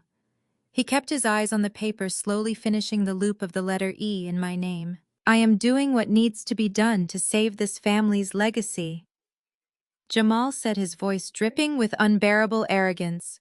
"You have been holding out on us, Chloe. All these bank statements, all these investment accounts. You have been sitting on a gold mine while your own brother was struggling to scale a revolutionary tech company. It is frankly disgusting how selfish you are." He casually tossed the blue pen onto the desk. It rolled across the leather pad and clinked against my keyboard. "I intercepted your mail this week because, as the man of this family, I needed to understand the full picture of our communal assets. Jamal continued, leaning back in my chair and steepling his fingers together. Dad was right. You have been hoarding resources, so I am taking the initiative. I am leveraging your equity to secure a bridge loan for OmniSync Analytics. The venture capital guys are breathing down my neck, and this capital injection will keep them quiet until my next funding round. You are committing identity theft and mail fraud, I stated, stepping right up to the edge of the desk. You drilled open a locked door, destroyed my filing cabinet, and you are forging my signature on a federal banking document. Brittany scoffed from the center of the room, stepping up to stand beside Jamal's chair. She placed a protective, possessive hand on his shoulder. Do not be so dramatic, Chloe. It is not fraud if it is for the family business. Jamal is just borrowing the equity. You should be honored that your little savings accounts are going towards something that actually matters. When OmniSync goes public, Jamal will pay you back with interest. You are practically an angel investor now. I looked at the white woman standing in my office, telling me I should be honored that my black brother was actively stealing my identity to fund a company I already secretly owned. The absolute lack of boundaries, the sheer breathtaking delusion of their shared reality, was almost beautiful in its toxicity. Jamal picked up the signed loan application, waving it in the air like a trophy. I am submitting this tomorrow morning. It is already done. You owe me for humiliating me in front of Thomas and those investors last night. You cost me a massive deal, Chloe. You drove them away with your arrogant little performance. This loan is just you paying your debts. Dad and Mom completely agree with me. They said family resources should always support the visionary. I was hiding behind our parents again. Calvin and Patricia had spent 3 decades cultivating a monster, feeding him my opportunities, my savings, and my peace of mind, all to protect his fragile ego.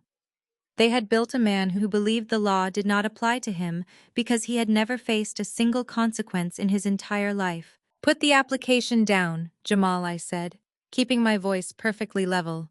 You are holding a confessed felony in your hands. If you submit that document to the bank, you are looking at federal prison time. Jamal let out a loud, barking laugh. He threw his head back, thoroughly amused by my warning. He looked at Brittany, sharing a smug, victorious smile with her, before turning his dark eyes back to me. He slammed the application down on the desk and leaned forward, resting his elbows on the leather pad. His face was just inches from mine. The smirk on his lips was vile. What are you going to do about it, Chloe? Jamal challenged, his voice dropping into a mocking, arrogant whisper. Are you really going to call the cops on your own blood? Are you going to ruin the family name and send your big brother to jail over some paperwork? You do not have the spine for it. He stood up from my chair, towering over me, trying to use his physical size to intimidate me into submission. If you call the police, Dad will disown you. Mom will make sure every single person in our extended family knows exactly what a traitor you are. You will be completely alone, Jamal sneered. You have spent your entire life desperate for their approval, crying in your room because they always loved me more. You will not do a single thing about this loan because you are terrified of losing them. You are going to let me take this money. You are going to let Brittany paint this room, and you are going to move into the basement like a good, obedient little sister. He grabbed the forged loan application, folded it neatly, and slipped it into the inside pocket of his expensive unpaid-for suit jacket. He grabbed Brittany's hand, and the two of them walked right past me.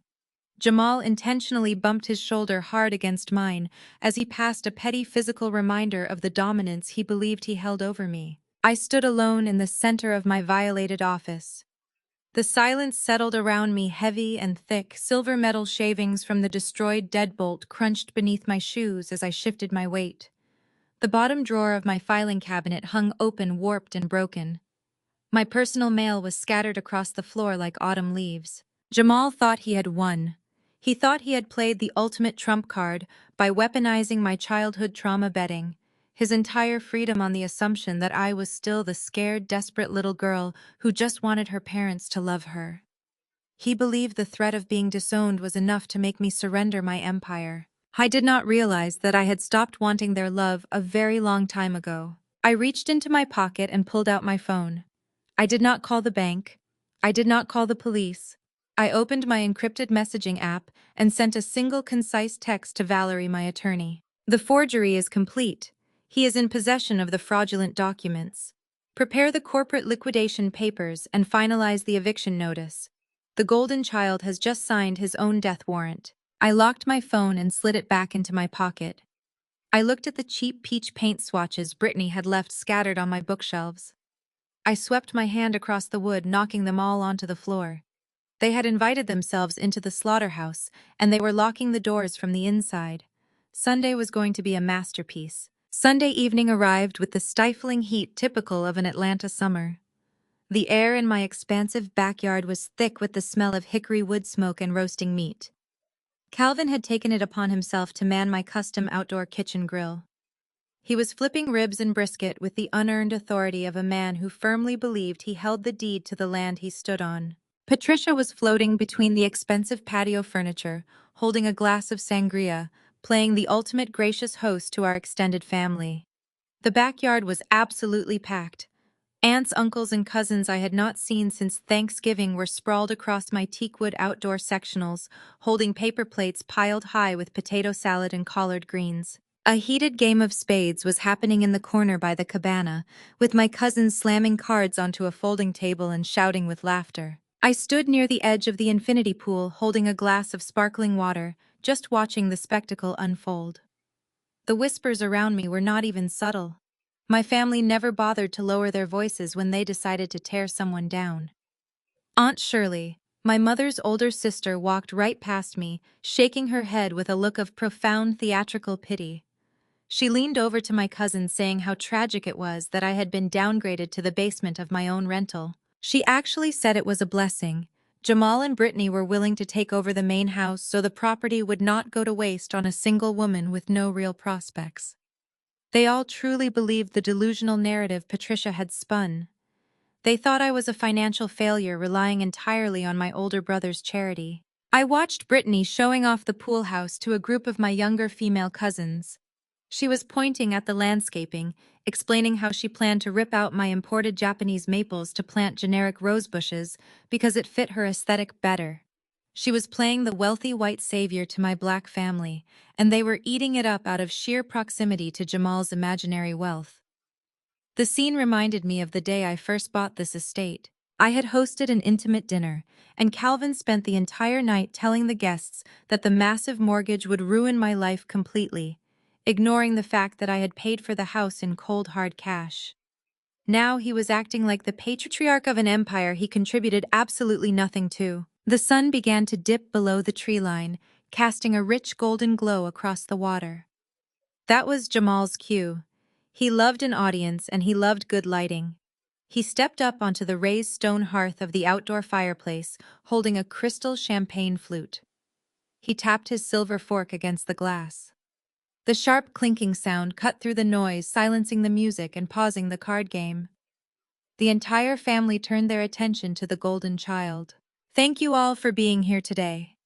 Jamal began, his voice projecting across the patio with sickeningly smooth confidence. "As you know, the past few months have been a period of highly aggressive scaling for my company. Building an empire from the ground up requires immense sacrifice and strategic pivots. But a king is absolutely nothing without his queen." He gestured gracefully toward Brittany, who smiled demurely and rested a hand on her chest, acting as though she had endured years of hardship instead of maxing out credit cards. "Brittany has been my absolute rock through this corporate acquisition phase," Jamal continued. "And of course, none of this would be possible without my parents, who always knew exactly how to invest in true potential. They taught me what it means to build generational wealth." The relatives murmured in deep agreement, raising their plastic cups and beer bottles in a collective toast. Jamal looked directly at me then. A cruel, triumphant smirk spread across his face.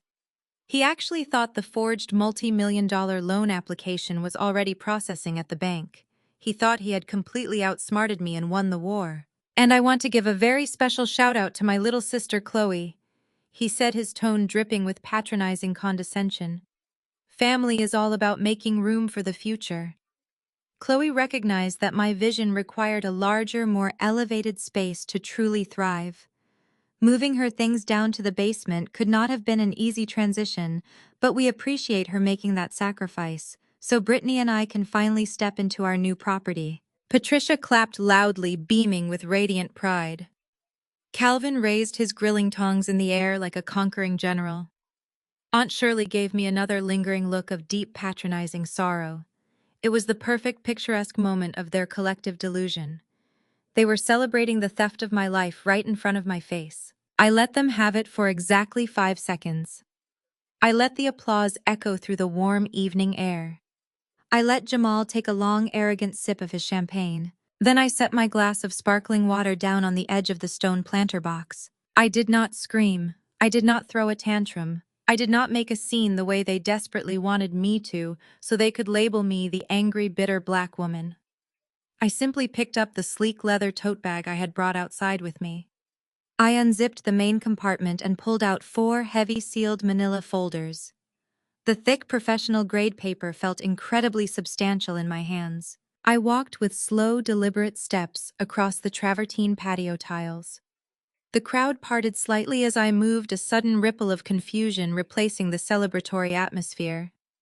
The sound of my heels clicking against the stones seemed to echo louder than it should have. I walked straight up to the fireplace hearth. I handed the first folder directly to Jamal. He took it automatically, his arrogant smile faltering just a fraction as he looked down at the blank, heavy cover.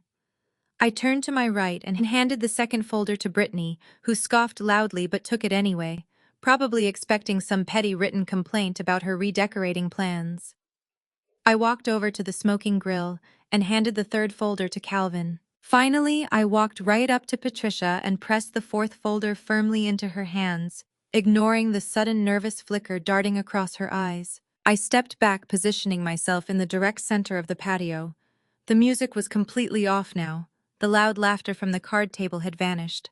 The smell of the barbecue seemed to fade, replaced by the heavy, suffocating weight of absolute reality settling over the yard. I looked at the 4 of them standing there holding their own total destruction in their hands. They thought they had backed a powerful tech executive. They were about to open those folders and find out they had staked their entire lives on a broke, fraudulent criminal, and the woman they tried to bury in the basement held every single string. The silence on the patio was deafening. The cicadas in the old oak trees seemed to have stopped their buzzing. The smoke from the grill drifted lazily into the warm evening sky, but nobody was looking at the food. Every pair of eyes in the backyard was glued to the 4 people standing with those thick manila folders in their hands. Jamal broke the seal first. He pulled back the heavy cover, expecting to find some petty handwritten complaint, or perhaps a desperate plea for rent money. Instead, the crisp white paper of a certified legal document glared back at him. Jamal frowned, his brow furrowed in deep, arrogant confusion. "What is Vanguard Pinnacle Trust?" he asked, looking up at me with a scoff. "This is not a real document. You just printed this off the internet." I kept my hands relaxed at my sides, my posture completely open and unbothered. "Read the second line, Jamal. Read it out loud for the rest of the family, so everyone understands exactly who is hosting them tonight." He looked back down at the paper. His eyes tracked across the formal black ink. "Sole beneficiary and executive trustee." He stopped reading, his voice completely caught in his throat. He swallowed hard, his Adam's apple bobbing sharply. "Chloe." Brittany snatched the paper right out of his hands. Her eyes darted across the legal jargon, scanning the official county seals and the notarized signatures. She shook her head aggressively, refusing to accept the reality sitting in her palms. "This is completely fake. Your parents signed a sublease agreement with us. We are the legal tenants of the main house. We have the paperwork to prove it." I looked directly at Brittany. "My parents signed a useless piece of paper to make themselves feel important. They do not own this house. They have never owned this house. They do not even pay the property taxes. This entire estate is held within a blind corporate trust, and I am the sole owner and executor of that trust. There is no landlord for them to sublease from. You are not a tenant. You are an unwelcome guest who has overstayed her extremely brief welcome." Aunt Shirley let out a loud gasp from the outdoor sectional. The cousins at the card table put their hands down, completely stunned. The entire extended family was watching the pristine, carefully curated illusion of Jamal's immense wealth shatter in real time. For years they had listened to Patricia brag about her son, the tech genius. Now they were watching the quiet daughter execute a flawless financial takeover. Jamal shook his head. He tried to force a laugh, but it sounded thin, high-pitched, and entirely panicked. Okay, so you own the house. Fine. You hid your money like a greedy little squirrel. That does not change the fact that my company is about to close a multi-million-dollar funding round. I will just buy this place from you. I will write you a check next week and you can finally move out. Turn to the second page in your folder, Jamal, I said. My voice was smooth and merciless. Jamal flipped the deed over. He stared at the corporate acquisition documents. The bright blue seal of my proxy investment firm was stamped at the top of the page. He read the summary lines. The color completely drained from his face.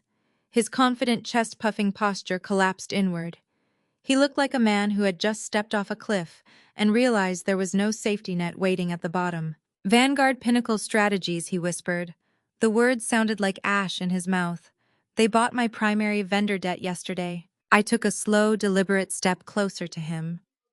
Vanguard Pinnacle Strategies is my firm. I am the founder. I am the chief executive officer. And as of yesterday morning, I am your biggest creditor.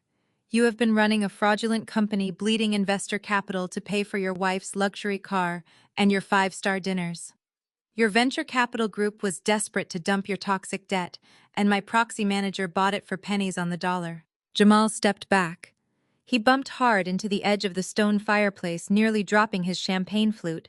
You cannot do this. You are my sister. I am your boss. I corrected him, making sure my voice carried across the patio so every single relative could hear. And you are fired. I am officially liquidating OmniSync Analytics tomorrow morning. I am freezing your corporate accounts. I am seizing the software you illegally leveraged as collateral, the hardware and the expensive office furniture you leased downtown to pretend you were a visionary. Your company is dead, Jamal. And your fake empire is officially over. A sharp, piercing scream tore through the backyard. Patricia had finally opened her folder. She was clutching a formal, notarized 24-hour eviction notice in her trembling hands. You are evicting us, Patricia shrieked. Her face was twisted in absolute visceral horror.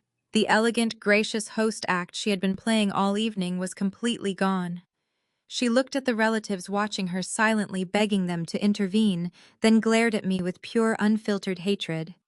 How could you do this to your own family? After everything we have done to support you. We share the same blood. Family blood only matters to you when it is my blood being drained to keep Jamal alive, I said. You stole my college savings to fund his first failed business. You tried to force me into the basement of my own home so he could play pretend with his friends. You demanded I sign over half my property to compensate him for his own incompetence. You do not love me, Mom. You just love what you can extract from me to feed his ego. Calvin slammed his heavy metal grilling tongs down onto the stone counter. The loud clatter made several cousins jump in their seats. Calvin marched away from the grill. His chest was puffed out. His face was a mask of dark, authoritarian fury. He marched straight toward me, fully expecting me to cower the way I had when I was a terrified teenager. You shut your mouth right now, Chloe, Calvin bellowed. His voice thundered across the patio, a desperate attempt to regain patriarchal control. You think because you wear a nice suit and hide your money in some trust fund that you can disrespect the man who gave you life. You are destroying your brother. You are destroying this family. I will not stand here and let you speak to your mother like that. I will physically discipline the respect right back into you if I have to. He raised his hand, taking one final aggressive step into my personal space. The threat of physical violence hung heavy in the humid air. He had used his size to intimidate me my entire life. He expected me to shrink. He expected me to apologize, drop my head, and beg for forgiveness in front of the entire family. I did not flinch. I did not step back a single inch. I looked my father dead in the eyes. The absolute lack of fear in my gaze made him freeze. I am a 33-year-old woman, I said, my voice dropping to a dangerous, icy register. And you are standing on my property. If you so much as raise a finger toward me, you will not just leave this house. You will leave in handcuffs and I will press charges for assault. Put your hand down, Calvin. You have no power here anymore. Calvin's hand hovered in the air for a fraction of a second. He looked into my eyes and saw the absolute uncompromising truth. The power dynamic had permanently shifted, and there was no going back. He slowly lowered his arm, his jaw clenched so tight I could see a muscle jumping in his cheek. He stepped back, completely defeated by his own daughter in front of his entire extended family. Brittany pushed her way past Jamal. Her face was bright red, her blonde hair messy from the sudden chaotic turn of events. She was furious, relying on her ultimate default weapon. She thought her entitlement could override my legal reality. "You are a bitter, psychotic woman," Brittany sneered.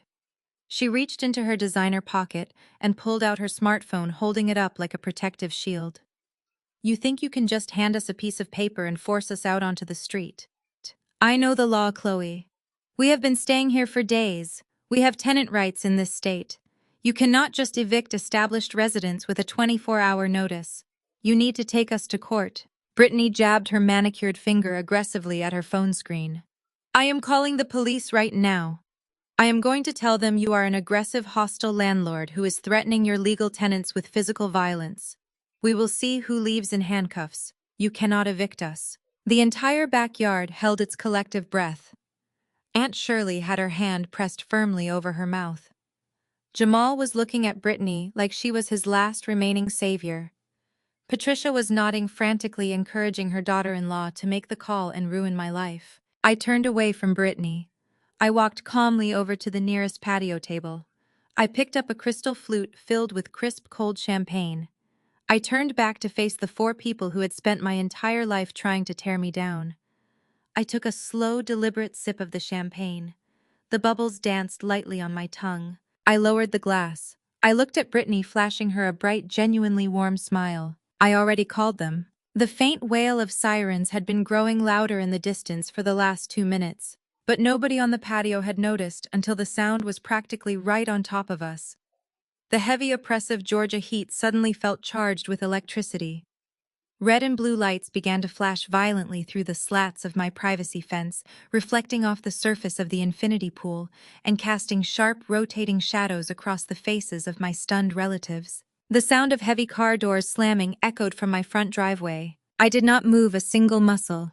I just stood there holding my crystal flute, watching the absolute panic wash over my brother and his wife. 2 police officers in heavy tactical vests unlatched my side gate and walked purposefully into the backyard. The chatter from the remaining cousins died instantly. The cards from the spades game sat abandoned on the folding table. Aunt Shirley backed up against the cabana wall, pulling her cardigan tight around her shoulders. The moment Brittany saw the uniforms, an immediate, terrifying transformation took place. The arrogant, demanding woman who had just threatened to ruin my life vanished completely. In her place appeared a fragile, terrified victim. She let out a loud, theatrical sob, pressing her hands to her face, and practically threw herself toward the approaching officers. "Officer, thank God you are here!" Brittany cried, her voice trembling with perfectly manufactured hysteria. She pointed a shaking finger directly at me. "This woman is completely unhinged. She broke into our family gathering and is aggressively trying to force us out of our home. She is threatening us. We are the legal tenants here, and she is trying to physically intimidate my husband and me. Please, you have to remove her. She is dangerous." It was a masterful, calculated performance. Brittany knew exactly what she was doing. She was actively weaponizing her white tears against a black woman in the middle of a wealthy Atlanta suburb, fully expecting the officers to look at my tailored suit and my natural hair and see a threat. She expected them to take one look at her crying face and immediately put me in handcuffs. Jamal stepped right up behind her, placing a protective arm around her waist, playing the role of the besieged husband, defending his fragile wife from the angry, bitter sister. Patricia hurried over to the officers, nodding vigorously to corroborate the lie. "It is true, my mother insisted, her voice tight with panic. "We are the landlords of this property. We legally lease the main house to my son and his wife. My daughter Chloe is just renting the basement, but she is deeply unstable. She is having some sort of mental breakdown and trying to steal their home. You need to escort her off the premises before she hurts someone." The lead officer, a tall, stern-faced man with a thick notepad, held up his hand to stop the barrage of accusations. He looked at Brittany's crying face, then at Patricia's frantic nodding, and finally he turned his gaze to me. I did not raise my hands. I did not raise my voice. I did not rush forward to defend myself against the terrifying narrative they were trying to spin. I knew exactly how dangerous this situation was, and I knew that calm, undeniable evidence was the only shield I needed. I set my champagne flute down on the patio table. I picked up the sleek manila folder I had been holding and walked with slow, measured steps toward the lead officer. I stopped a respectful distance away and held the folder out to him. "Good evening, officer," I said, my voice smooth, respectful, and completely devoid of emotion. "My name is Chloe. I am the sole owner of this estate. The people screaming at you are my brother, his wife, and my parents. They are currently trespassing on my property. They have been attempting to extort me using a fraudulent lease agreement. Everything you need to verify my identity and my ownership is in that folder along with the fake document they forged." Brittany let out another loud, dramatic gasp. "She is lying. Do not listen to her. She printed those fake papers off the internet to steal our house. We have the real lease right here." Jamal shoved his hand into his jacket pocket and pulled out the folded sublease agreement Patricia and Calvin had drafted. He thrust it toward the second officer. "Look at this. It is a legally binding contract signed by my parents. They owned the property. She is just a disgruntled tenant trying to ruin our lives." The lead officer took my manila folder. He opened it and pulled out the thick watermarked stack of documents. He spent a long, agonizing minute reading through the pages. The silence in the backyard was absolute. The flashing red and blue lights illuminated the sweat beading on Jamal's forehead. Brittany sniffled loudly, trying to maintain her victim routine, but her eyes were darting nervously between the officers and the documents. The officer looked at the deed. He looked at the corporate trust structure. He looked at my state-issued identification, which I had placed in the front pocket of the folder. Then he took the sublease agreement from his partner and held it up next to my verified deed. He read the names listed as the landlords on Jamal's paper: Calvin and Patricia. Then he read the name of the legal property owner on the county deed: Vanguard Pinnacle Trust. The officer slowly lowered the papers. His demeanor shifted instantly. The professional, neutral stance he had walked in with dissolved into a look of absolute, rigid authority. He turned his head and glared directly at Brittany. The coldness in his eyes cut through her fake sobbing like a knife. "Ma'am, you need to stop crying and step back right now," the officer commanded, his voice sharp and utterly lacking in sympathy. Brittany froze. Her fake tears stopped instantly. She dropped her hands from her face, her mouth opening and closing in silent shock. She looked at Jamal, panic finally replacing her manufactured hysteria. The officer turned his attention to Jamal and Calvin. "This sublease agreement is completely invalid," he stated loudly, making sure his voice carried across the patio. "The individuals listed as the landlords on this paper have zero legal claim to this property. They do not own this house. They cannot authorize anyone to live here. The deed clearly shows that this estate is held by a corporate trust, and this woman has provided certified documentation proving she is the sole executor." Jamal stumbled backward, nearly tripping over the edge of the stone fire pit. "No, that is impossible. My parents told me they had the rights to the house. They said she was just renting." I did not say a word. I just watched the magnificent, devastating realization crash over my brother. The golden child was finally colliding with the brick wall of reality. The officer handed my folder back to me with a respectful nod. Then he rested his hand on his utility belt and squared his shoulders, looking directly at Jamal, Brittany, Calvin, and Patricia. "You are currently trespassing on private property," the officer announced, his tone leaving absolutely zero room for negotiation. "The homeowner has formally requested your removal. You have exactly 20 minutes to go inside, pack whatever belongings you brought with you, and vacate these premises entirely. If any of you are still standing on this property when that 20 minutes is up, you will all be placed in handcuffs and arrested for criminal trespassing." Patricia let out a guttural, horrified wail. She clutched her chest, her knees buckling slightly as Calvin had to grab her arm to keep her from collapsing onto the travertine tiles. "You cannot do this."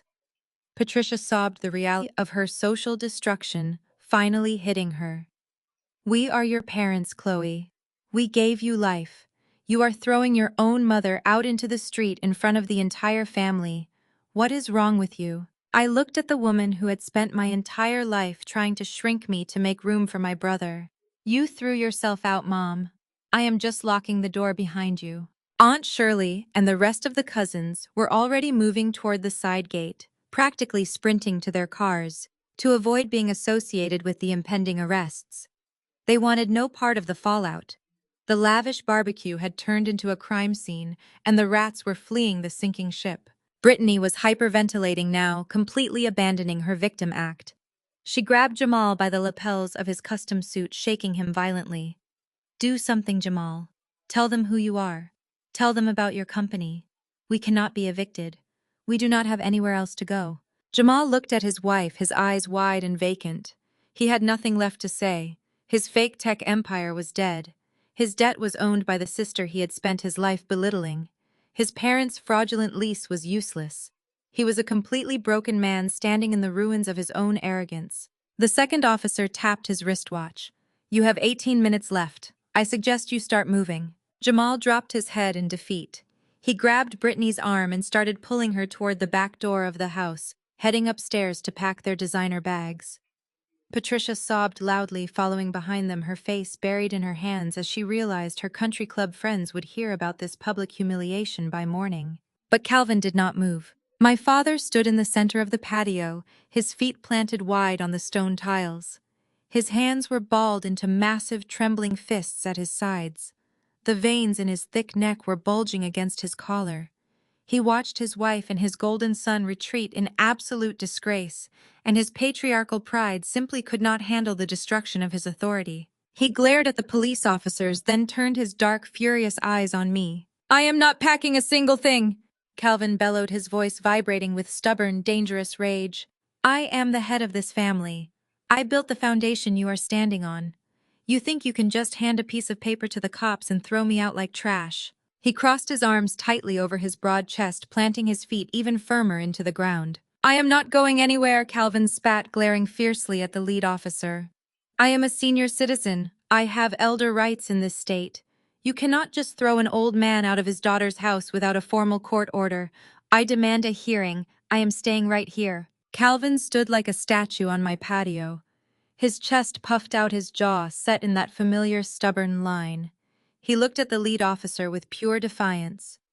I am a senior citizen, Calvin declared, his voice booming into the humid night air. I have elder rights in this state. I am not leaving this property without a court order from a judge. You cannot touch me. The officer did not flinch. He adjusted his stance, resting his hand casually near his radio. Sir, the officer said calmly. Elder rights protect you from unlawful eviction in a residence where you have established legal tenancy. You do not have tenancy here. You have a forged document. You have exactly 15 minutes left before I put you in the back of my cruiser. Patricia started wailing again, grabbing Calvin by the arm and begging him to stop talking. Calvin shook her off, fully prepared to argue real estate law with an armed police officer, simply because his ego could not process the concept of losing. I stepped forward. The night air felt incredibly refreshing against my skin. I reached into my leather tote bag one final time. I pulled out a single thick staple-bound financial report. It was not a newly printed document. The edges of the paper were slightly worn and yellowed. I had been holding on to this specific file for over a decade, waiting for the exact moment when the truth would inflict the maximum amount of damage. Calvin, I said, keeping my voice perfectly level. You love talking about the sacrifices you made for this family. You love throwing my college savings in my face, bragging about how you drained my custodial account to fund Jamal and his first app. But you always leave out the best part of the story. Calvin narrowed his eyes. The arrogant bluster faded for a fraction of a second, replaced by a sudden sharp flicker of panic. He knew exactly what I was holding. I opened the report and read the bold text at the top. This is a comprehensive forensic credit audit from 10 years ago. It details a commercial business loan taken out for $85,000. The primary borrower listed on the application is me. It shows my full name, my date of birth, and my social security number. But the funds were deposited directly into a corporate bank account solely owned and operated by Jamal. Patricia let out a sharp gasp. Her hands flew to her mouth, her eyes darting nervously toward the police officers, who were now watching us with intense professional interest. I was barely 20 years old when I tried to apply for my first real apartment. I continued making sure every single syllable rang clear across the patio so the entire extended family could hear. The leasing agent looked at me with deep pity and told me my credit score was completely destroyed. I had a massive defaulted commercial loan on my record, a loan I never signed for, a loan I never even knew existed. You did not just empty my savings, Calvin. When Jamal burned through that initial cash in 3 months, you and Mom committed federal identity theft. You stole your own daughter's social security number to secure his next round of funding because both of your credit scores were already ruined from bailing him out. You forged my signature, took the money, handed it to your golden child, and let the loan completely default. You left me to deal with aggressive collection agencies, calling my phone every single day while I was trying to study for my university final exams. The lead officer took a slow, measured step forward. "Ma'am," the officer asked, his voice turning deadly serious. "Are you stating that you have evidence of identity theft and financial fraud against these individuals right now?" I did not look at the officer. I kept my eyes locked directly on my father. Calvin looked like he had just seen a ghost. His broad shoulders sagged. The dominating patriarch act completely dissolved, leaving behind a terrified small man who realized his actions finally had consequences. "Yes, officer, I have the complete forensic file," I replied smoothly. "However, I am giving my father a choice." I held the document out, pointing it directly at Calvin's chest. "Walk out that door right now. Take your wife and your son and get off my property. If you take one more step toward me, or if you refuse to leave this yard in the next 10 seconds, I am handing this entire file to the officer standing right next to you. I will press felony charges for identity theft and wire fraud tonight. I will make absolutely sure you spend your retirement in a federal facility." The silence that followed was absolute. Nobody breathed. Patricia was weeping silently, her mascara running down her cheeks in dark, jagged lines. But the most dramatic shift happened a few feet away near the sliding glass doors. Brittany had been standing there clutching her designer purse, her mind frantically processing the wealth of information I had just laid out. She was doing the math. She looked at Jamal. She looked at the forged loan application still tucked inside his suit jacket from when he broke into my office. She looked at the police officers standing in the yard. The reality of her situation hit her with the force of a freight train. Jamal was not a tech visionary going through a rough patch. He was completely broke. His company was being legally liquidated in the morning. His remaining debt was entirely owned by the sister he despised. He was caught forging a bank loan on my desk. His parents were facing federal identity theft charges. There was no money. There was no mansion. There was only potential prison time and absolute grinding poverty. Brittany did not hesitate. The soft, fragile victim persona vanished instantly. Her face hardened into a mask of pure, self-preserving fury. She turned on Jamal with a level of viciousness that actually surprised me. "You lied to me!" Brittany hissed, her voice dripping with absolute disgust. "You told me you were a millionaire. You told me this house was basically yours, and that your sister was just a bitter loser renting the basement. You are nothing but a broke, pathetic fraud." Jamal reached out for her, his hands trembling violently. "Brittany, baby, please, we can fix this. I have a plan. The investors just need more time." "Do not touch me," Brittany screamed, slapping his hands away. She reached down and violently yanked the massive diamond engagement ring off her finger. The very same ring Jamal had undoubtedly bought using misappropriated investor funds that he embezzled from his dying startup. She threw the ring directly at his chest. It hit his custom suit lapel and bounced onto the stone patio tiles with a sharp, hollow ping. "I am filing for divorce in the morning," Brittany snapped. She hitched her designer bag higher on her shoulder, shot one last terrified look at the police officers, and marched straight down the driveway toward the front gate. She did not look back. She abandoned him right there on the concrete, completely desperate to distance herself before the police started asking questions about her involvement in drilling through the door of my private home office. Jamal stood frozen, watching his wife disappear into the dark street. He looked down at the discarded diamond ring sparkling on the patio tiles. He looked at his weeping mother and his completely defeated father. His fake empire had collapsed. His marriage was over, and the sister he had treated like absolute garbage held his entire life in her hands. The Georgia heat finally broke, giving way to a sudden violent summer thunderstorm. The sky cracked open, dumping sheets of heavy rain across my meticulously landscaped property. I stood perfectly dry under the expansive covered portico of my front entrance. The police officers stood by their cruisers in the driveway, the flashing red and blue lights cutting through the torrential downpour, illuminating the absolute destruction of my family's fabricated empire. Calvin, Patricia, and Jamal were hauling black heavy-duty trash bags down my custom-paved driveway. Brittany had taken the designer luggage when she fled the scene, leaving them to scramble through the house, bagging up their wrinkled clothes like common scavengers. The visual poetry of that moment was profound.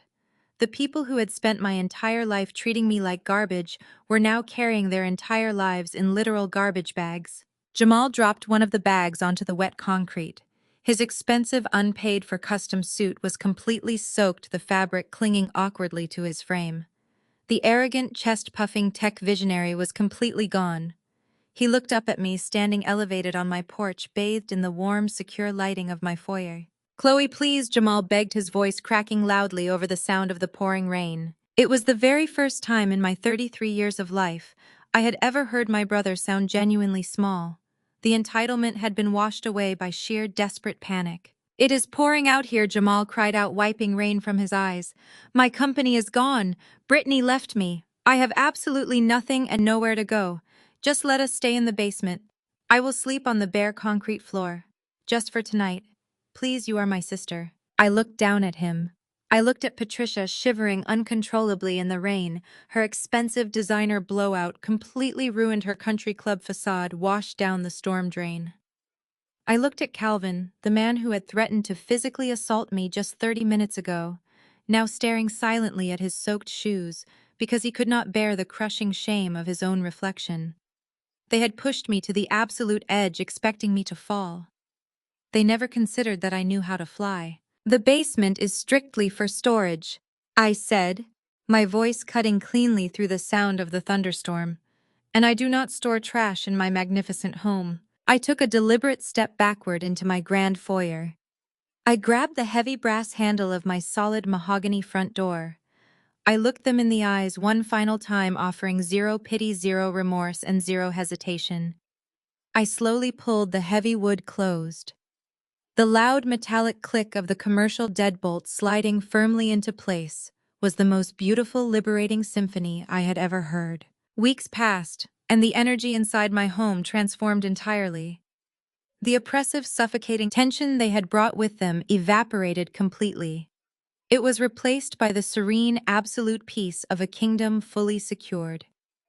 I was sitting in my newly redecorated home office, the rich emerald green walls, feeling like a protective, luxurious embrace.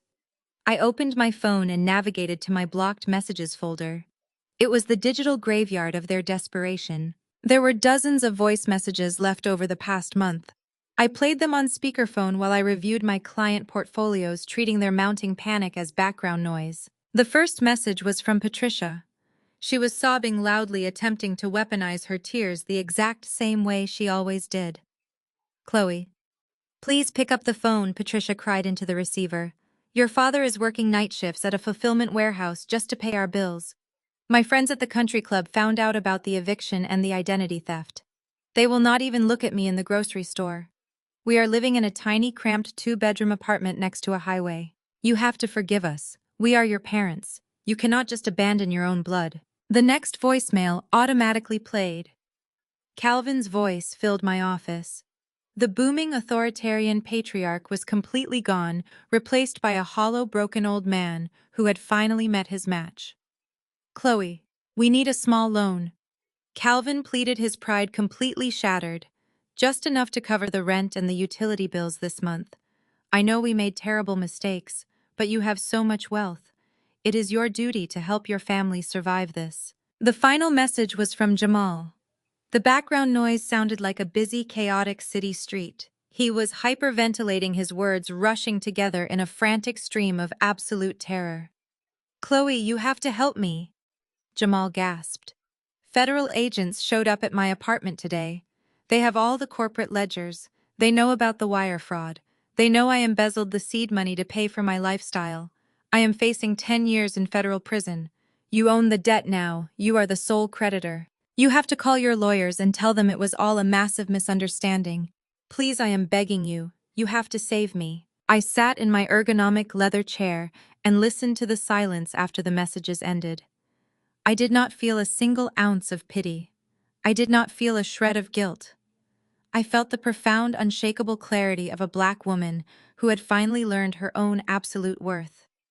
They were not calling to apologize for the decades of systemic emotional abuse. They were not calling to apologize for draining my college fund or committing federal identity theft to ruin my credit score. They were only calling because they were finally experiencing the severe natural consequences of their own toxic actions. They wanted their scapegoat back, so they would not have to face accountability. I tapped the screen of my phone, select all, delete permanently. I established total uncompromising no contact. I erased them from my digital space just as effectively as I had erased them from my physical property. The profound silence that followed was glorious. Without the heavy dragging anchor of my biological family, pulling me down, my professional life skyrocketed to unprecedented heights. Vanguard Pinnacle strategies dominated the southeastern financial sector. We acquired distressed assets, optimized wealth portfolios, and set new industry standards for aggressive corporate growth. Walking through the international terminal at the airport. A month later, I stopped dead in my tracks at a high-end newsstand. Staring back at me from the glossy cover of a premier national financial magazine was my own face. I was wearing my signature emerald green Tom Ford power suit, my natural coils framing my face like a crown, my expression confident and completely unbothered. The headline read in bold silver lettering, "The New Face of Wealth. How Chloe Redefined the Boutique Investment Strategy." I bought 5 copies of the magazine. I did not buy them to mail to my parents to prove my worth. I bought them to frame for my corporate boardroom, a permanent visual reminder of the massive empire I built from the ashes of their profound disrespect. To celebrate the magazine cover and my company's record-breaking financial quarter, I hosted a lavish dinner party at my estate. The house was glowing with warm amber light, a stark contrast to the cold, hostile environment my family had tried to create. A private chef was busy in my custom kitchen, preparing a stunning 5-course tasting menu featuring pan-seared scallops and black truffle risotto. Smooth jazz music flowed seamlessly through the integrated smart home sound system. There were no toxic blood relatives sitting at my custom dining table. There were no arrogant brothers pitching fraudulent companies or mothers criticizing my natural hair to appease white guests. Instead, the table was filled entirely with my chosen family, people who actively enriched my life and celebrated my existence. Valerie, my brilliant and ruthless attorney, sat to my right. She was wearing a stunning crimson dress, laughing genuinely at a story being told across the table. My loyal friends from college, the brilliant Black women who had let me sleep on their couches and eat their groceries. When my parents drained my savings, were passing around plates of incredible food. My business mentors, people who recognized my financial brilliance and nurtured it instead of exploiting it, were deep in engaging conversation. This was actual, undeniable Black excellence. It was not a fake, desperate performance designed to impress investors. It was a thriving community built on mutual respect, fierce integrity, and genuine love. The private chef stepped into the dining room, pouring the final round of expensive vintage champagne into our crystal flutes. I stood up at the head of the long table. The conversation naturally quieted down as my chosen family turned their attention toward me. Their faces held nothing but pure pride and unconditional support. I raised my crystal flute, the delicate glass catching the warm light of the chandelier above us. "They say that blood is thicker than water." I began, my voice steady, clear, and deeply resonant in the beautiful dining room. But I have learned the hard way that loyalty, respect, and peace are far more valuable than any biological obligation. For years, I was told to shrink myself to make room for people who absolutely refused to grow. I was told that setting boundaries was an act of betrayal against my own culture and my own family. But looking around this incredible table tonight, I know the absolute truth. Establishing strict boundaries is not a betrayal. It is an act of profound, necessary self-preservation. I looked at Valerie, who smiled and raised her glass slightly in silent agreement. I looked at my college friends whose eyes were shining with proud tears. We do not owe our success to the people who actively tried to sabotage our journey. I continued. We are not required to set ourselves on fire just to keep toxic people warm. We build our own empires, we choose our own families, and we protect our hard-earned peace at all absolute costs. I smiled, a genuine, joyful expression that radiated from deep within my soul. I was no longer the scapegoat. I was the architect of my own magnificent reality. Here is to self-made empires, I concluded, holding my glass high. And here is to the absolute undeniable peace of finally taking out the trash. The loud, joyful clinking of crystal glasses echoed beautifully through my secure home. I took a long, satisfying sip of my vintage champagne. The wine tasted crisp, sweet, and like absolute freedom. And for the very first time in my entire life, my house truly felt like home. The greatest lesson I learned is that shared blood does not guarantee genuine loyalty, and shrinking yourself will never force toxic relatives to love you. True family is built entirely on mutual respect. When they tried to bury me to protect their golden child, I realized my financial independence was my strongest armor. Walking away was not a tragic loss. It was my ultimate victory. I proudly chose my peace over their manipulation. Have you ever had to set hard boundaries to protect your peace from toxic family members? Tell me your story down below. Hit like and subscribe today.